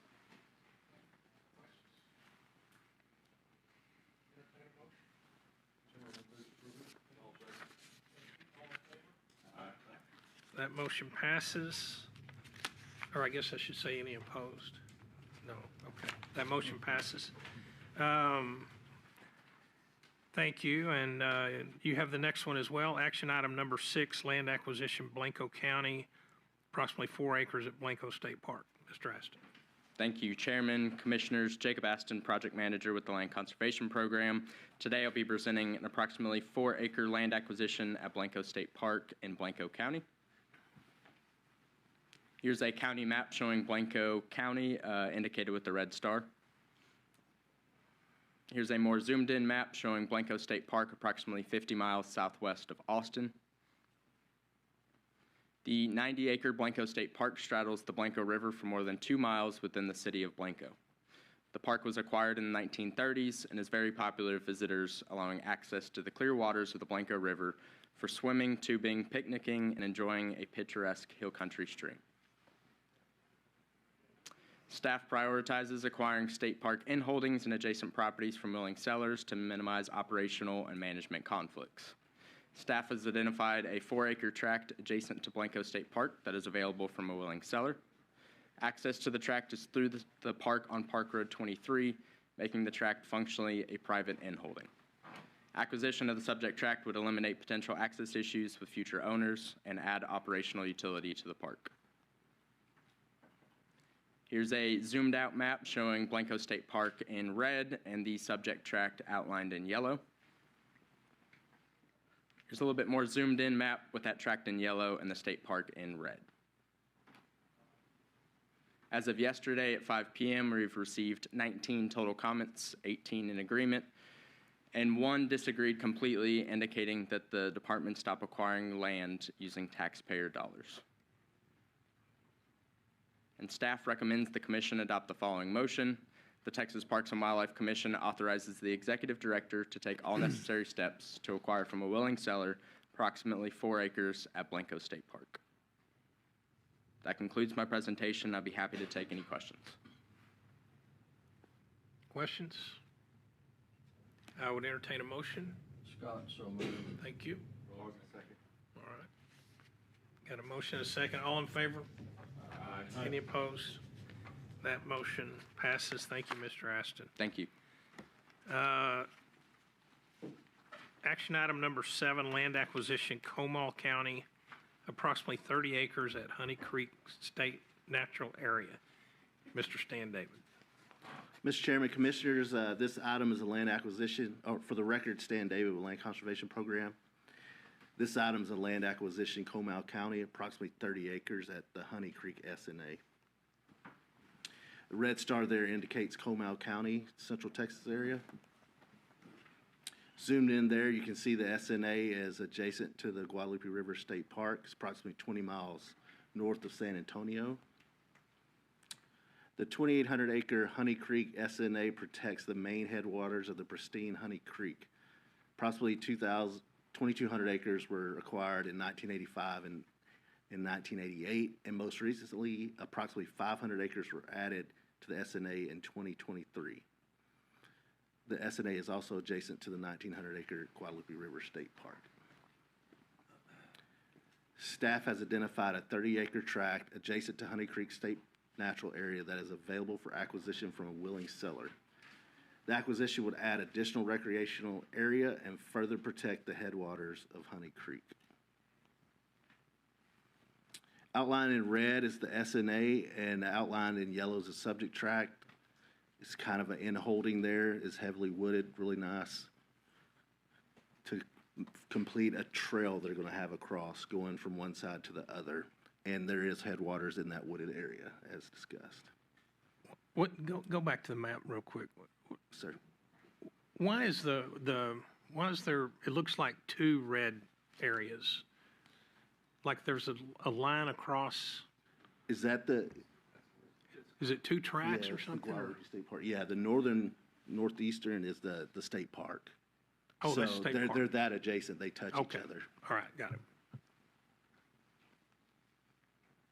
As of yesterday, 22 total comments, 21 agree, 1 disagrees completely. It's the same comment, stop acquiring more land with tax dollars. Staff recommends the commission adopt the following motion. The Texas Parks and Wildlife Commission authorizes the executive director to take all necessary steps to acquire from a willing seller approximately 30 acres at Honey Creek State Natural Area. I'd be happy to answer any questions you might have. All right, questions? Okay. All right, we have a motion. Second? All right, all in favor? Any opposed? So that passes, and I learned something today. Is it Comal County, not Comal? Guess I'm from East Texas. Depends on where you're from. So it's up to It just debate. depends on where you're from. Okay, I got it. All right. Yeah, sorry. Okay. Next is action item number 8, land acquisition, Austin County, approximately 230 acres at Stephen F. Austin State Park. Mr. David. Mr. Chairman, Commissioners, for the record, Stan David with Land Acquisition Program. This item is about a land acquisition in Austin County, approximately 230 acres adjacent to the Stephen F. Austin State Park. The red star there indicates Austin County. Here's a more zoomed in area of the state park. It's approximately 45 miles west of Houston. The 472 acre Stephen F. Austin State Park was deeded from the San Felipe de Austin Corporation in 1940. The park sits along the Brazos River and offers camping and 5 miles of hiking and biking trails along the riverbank and under tall hardwoods and through upland swampland. Staff has identified a 230 acre tract adjacent to the Stephen F. Austin State Park, available for purchase from a willing seller. The acquisition will expand recreational opportunities for the park, such as hiking and biking trails that will be fully accessible. They're the crushed granite cart path, so it would be for wheeled access too, if needed. Here's a picture of the Stephen F. Austin State Park outlined in red. You can see the golf course there to the right outlined in yellow. It's approximately 230 acres total. There's 2 separate tracts, but it equals 230 acres total. 21 total comments, 20 agree, 1 disagree. Same comment, stop acquiring more land with tax dollars. Staff recommends the commission adopt the following motion. The Texas Parks and Wildlife Commission authorizes the executive director to take all necessary steps to acquire from a willing seller approximately 230 acres at Stephen F. Austin State Park. Be happy to answer any questions you might have. All right. Questions, comments, motion? Commissioner Bell, so moved. Okay, second? Scott, second. All right, all in favor? Aye. Any opposed? That motion passes. Thank you, Mr. Davis. And next, action item number 9, land acquisition, Matagorda County, approximately 825 acres at Matagorda Peninsula Coastal Management Area. Mr. David. Mr. Chairman, Commissioners, for the record, Stan David again with the Land Conservation Program. This acquisition is in Matagorda County. It's approximately 825 acres at the Matagorda Peninsula CMA. Red star there, Matagorda County on the coast. Zoomed in there, you can see the Matagorda Peninsula CMA and also Mad Island WMA, approximately 20 miles south of Bay City. 2017, TPWD established the CMA. We purchased approximately 5,100 acres from the General Land Office. The CMA currently consists of more than 6,300 acres, preserving approximately 14 miles of peninsula. This CMA includes a remote and undeveloped barrier island system. It's habitat for diversity of coastal wildlife, from nesting sea turtles to resident migratory shore and wading birds, several of which are listed as species of greatest conservation need. The East Matagorda Bay system has been identified as a conservation focal area by TPWD. The subject tracts would add valuable land to expand TPWD's research and management activities for the indigenous and migratory wildlife species. Local staff regard these tracks as a high-priority strategic acquisition for the Matagorda CMA. No additional staff or infrastructure would be needed to manage these tracks if acquired. This map shows in red the Mad Island WMA. The tracks outlined in green are already part of the Matagorda Peninsula CMA. The tracks outlined in yellow are the subject tracks this discussion concerns. 22 total comments, 21 agree, and the same one disagree a comment concerning tax dollars. Be happy to, staff recommends the commission adopt the following motion. Texas Parks and Wildlife Commission authorized the executive director to take all necessary steps to acquire from a willing seller approximately 825 acres of land at the Matagorda Peninsula Coastal Management Area. And I'd be happy to answer any questions you might have. So is there any public access to this area? I know there's no There's beach infrastructure or access, improvements. and most of that would have to be by boat. The WMA, of course, you get a permit to go onto it. Robin, So you want to explain the CMA that there's no public permits, right? That's correct. That's correct. No permit required. No permit required, but the beach is the Texas beach law. So on the map, if you keep going that way, we own a lot more for the CMA. We recently acquired the land going up to the WMA. Okay, I'm just curious. All right, any questions or comments? Entertain a motion. Timmerman moves approval. Got Rolling and Timmerman. All in favor? Aye. Any opposed? All right, that passes. Thank you, Mr. David. Action item number 10, request for pipeline easement, Anderson County, approximately 0.6 acres at Trinity River Wildlife Management Area. Dr. Whitney Gann. Good morning, Chairman, Commission. For the record, my name is Whitney Gann. I'm the Wildlife Management Area Facilities Coordinator in the Wildlife Division, and I'm going to present a request for a pipeline easement at the Trinity River Wildlife Management Area in Anderson County. Anderson County is located in East Texas, as indicated by the red star.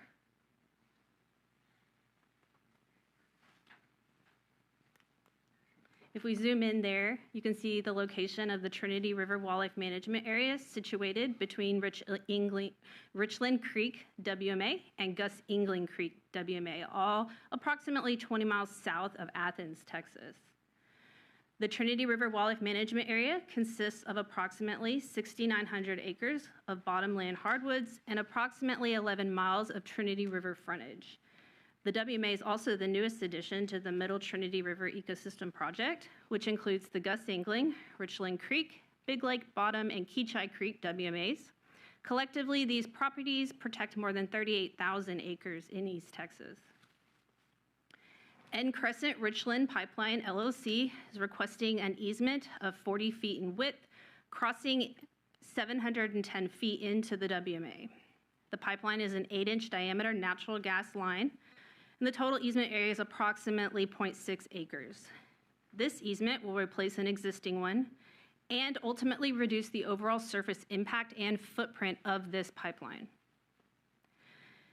The location of the Trinity River WMA is outlined there in red, the Gus Engling WMA outlined in orange to the right, and the Richland Creek WMA is outlined in green to the left.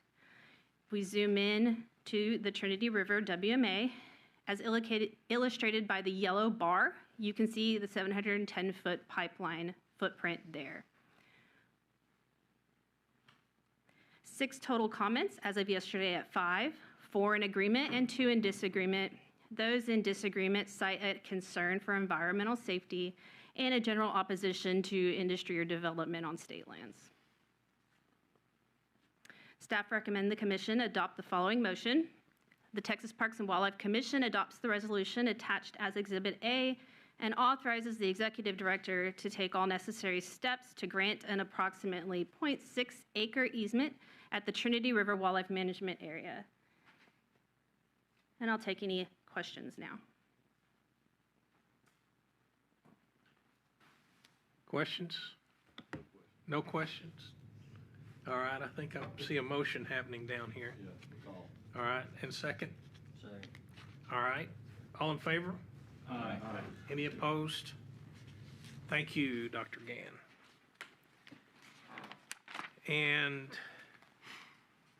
next is a briefing item, number 11, survey of employee engagement results.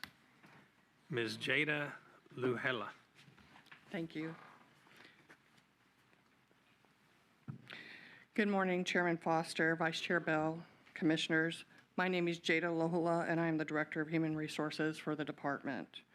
I am here today to provide a briefing on the 2026 Survey of Employee Engagement, often referred to as the C. This briefing will outline our agency's performance, areas of strength, opportunities for improvement, and the steps we are taking to support and advance our workforce. In addition, you should have received and been provided a comprehensive copy of the agency's overall C survey results. Why is it called the C? Survey of Employee Engagement. Oh, duh, okay.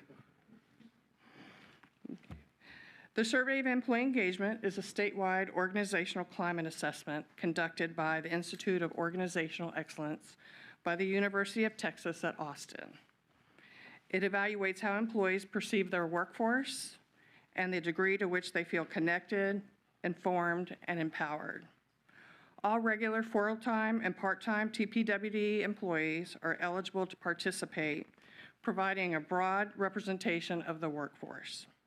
The C is an essential tool for understanding organizational health, employee engagement, and operational effectiveness. Results of the C are shared with several very key external and internal stakeholders. Legislatively, the results are reviewed by the House Appropriations Senate Finance, the Legislative Budget Board, and the Sunset Advisory Committee. Executive oversight includes the State Auditor's Office, and internally the TPWD Commission reviews these findings, followed by the Executive Office, division directors, and ultimately the entire workforce at TPWD. This ensures transparency and shared understanding across all levels of TPWD. So how does it work? The C consists of 48 more questions developed by UT Austin, grouped into 12 organizational constructs. In addition, TPWD includes 22 supplemental questions that, while not scored as part of the constructs, offer important insights into agency-specific priorities. Responses follow a Likert scale, ranging from strongly disagree to strongly agree, and are converted into scores ranging from 100 to 500 and above, indicate strong organizational performance, with 400 above representing excellence on this survey. Reports are generated by both for the agency and at division levels. So we have an overall agency report, and then we also disseminate division level reports as well. For 2026 administration of the C, TPWD achieved a response rate of close to 80%. This is a notable increase from 75% increase responded in 2024 iteration. Achieving such a high response rate in an agency of roughly 3,300 employees plus reflects both a strong culture and participation and a workforce that feels engaged in providing meaningful feedback. High response rates strengthen the reliability of the data and provide a comprehensive picture of the organizational climate.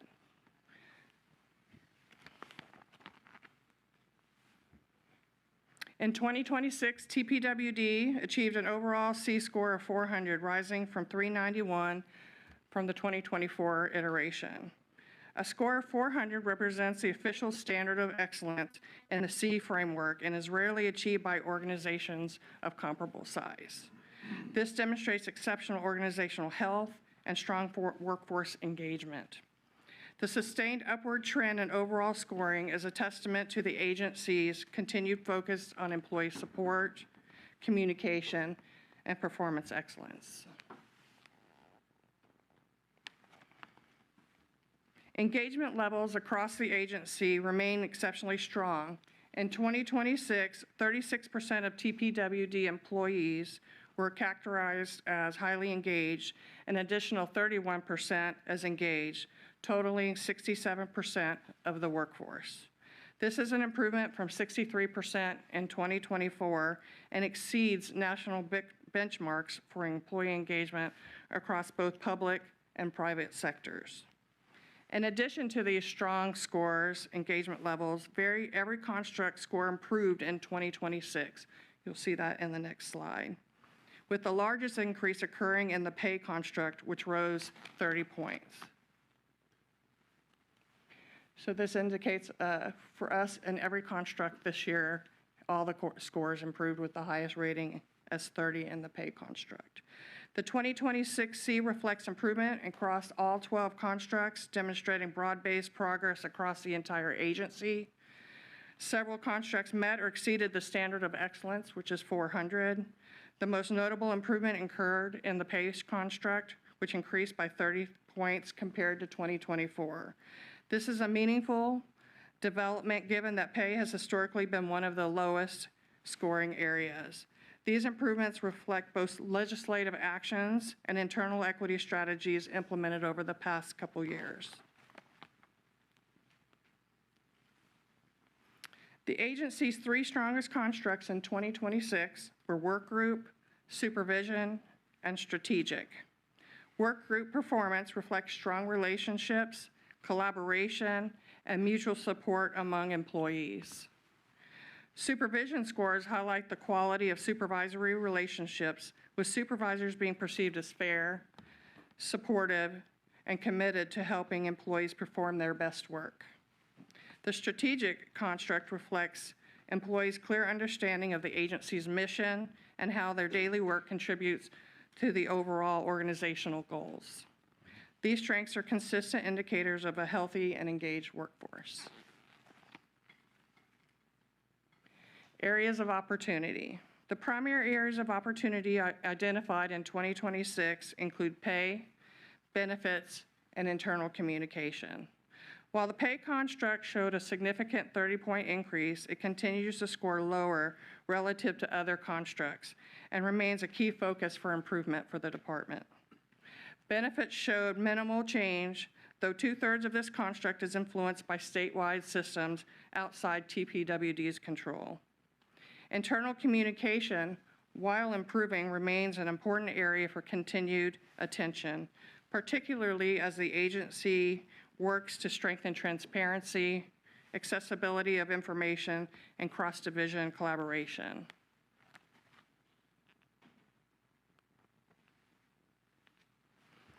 Following receipt of the 2026 results, each TPWD division was tasked with developing action plans tailored to the feedback received on their division results.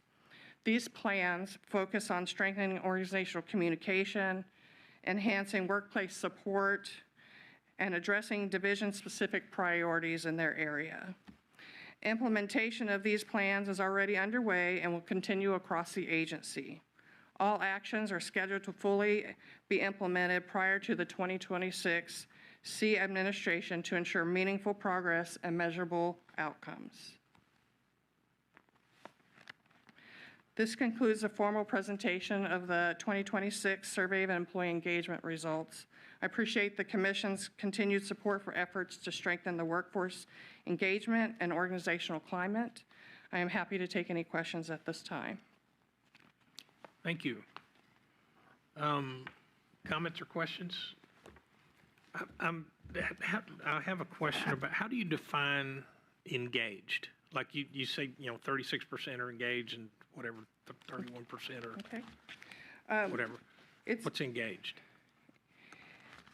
For each question, they're on a Likert scale, 1 to 500. And so each of those questions, they'll ask, are you engaged? Are you not engaged? Are you strongly engaged? Are you disengaged? And so based on that 5-point scale, each participant there's 3 questions in that engagement area. They answer those, and then that creates a comprehensive score. And so that is converted into a percentage. And so for our department, 67% feel like they're engaged with the mission of the agency. And so we'll continue to work on, that doesn't mean the other areas aren't important as well. We'll continue to work on disengaged and somewhat disengaged. So we've moved a little bit, we're strengthening our numbers from 63 to 67%. So those continue to go up, and that's important. Okay, thank you. Thank you. Other questions? Thank you very much. thank you. It's a good outcome, and it's an impressive report.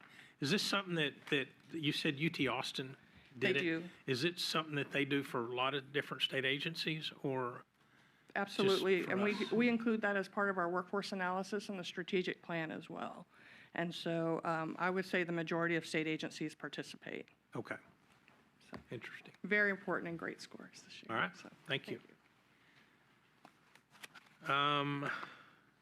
Is there anything else to come before the commission? Dr. Yaskowitz, this commission has completed its business, and I declare us adjourned at 11:27 a.m. Thank you. Thank you, Chairman.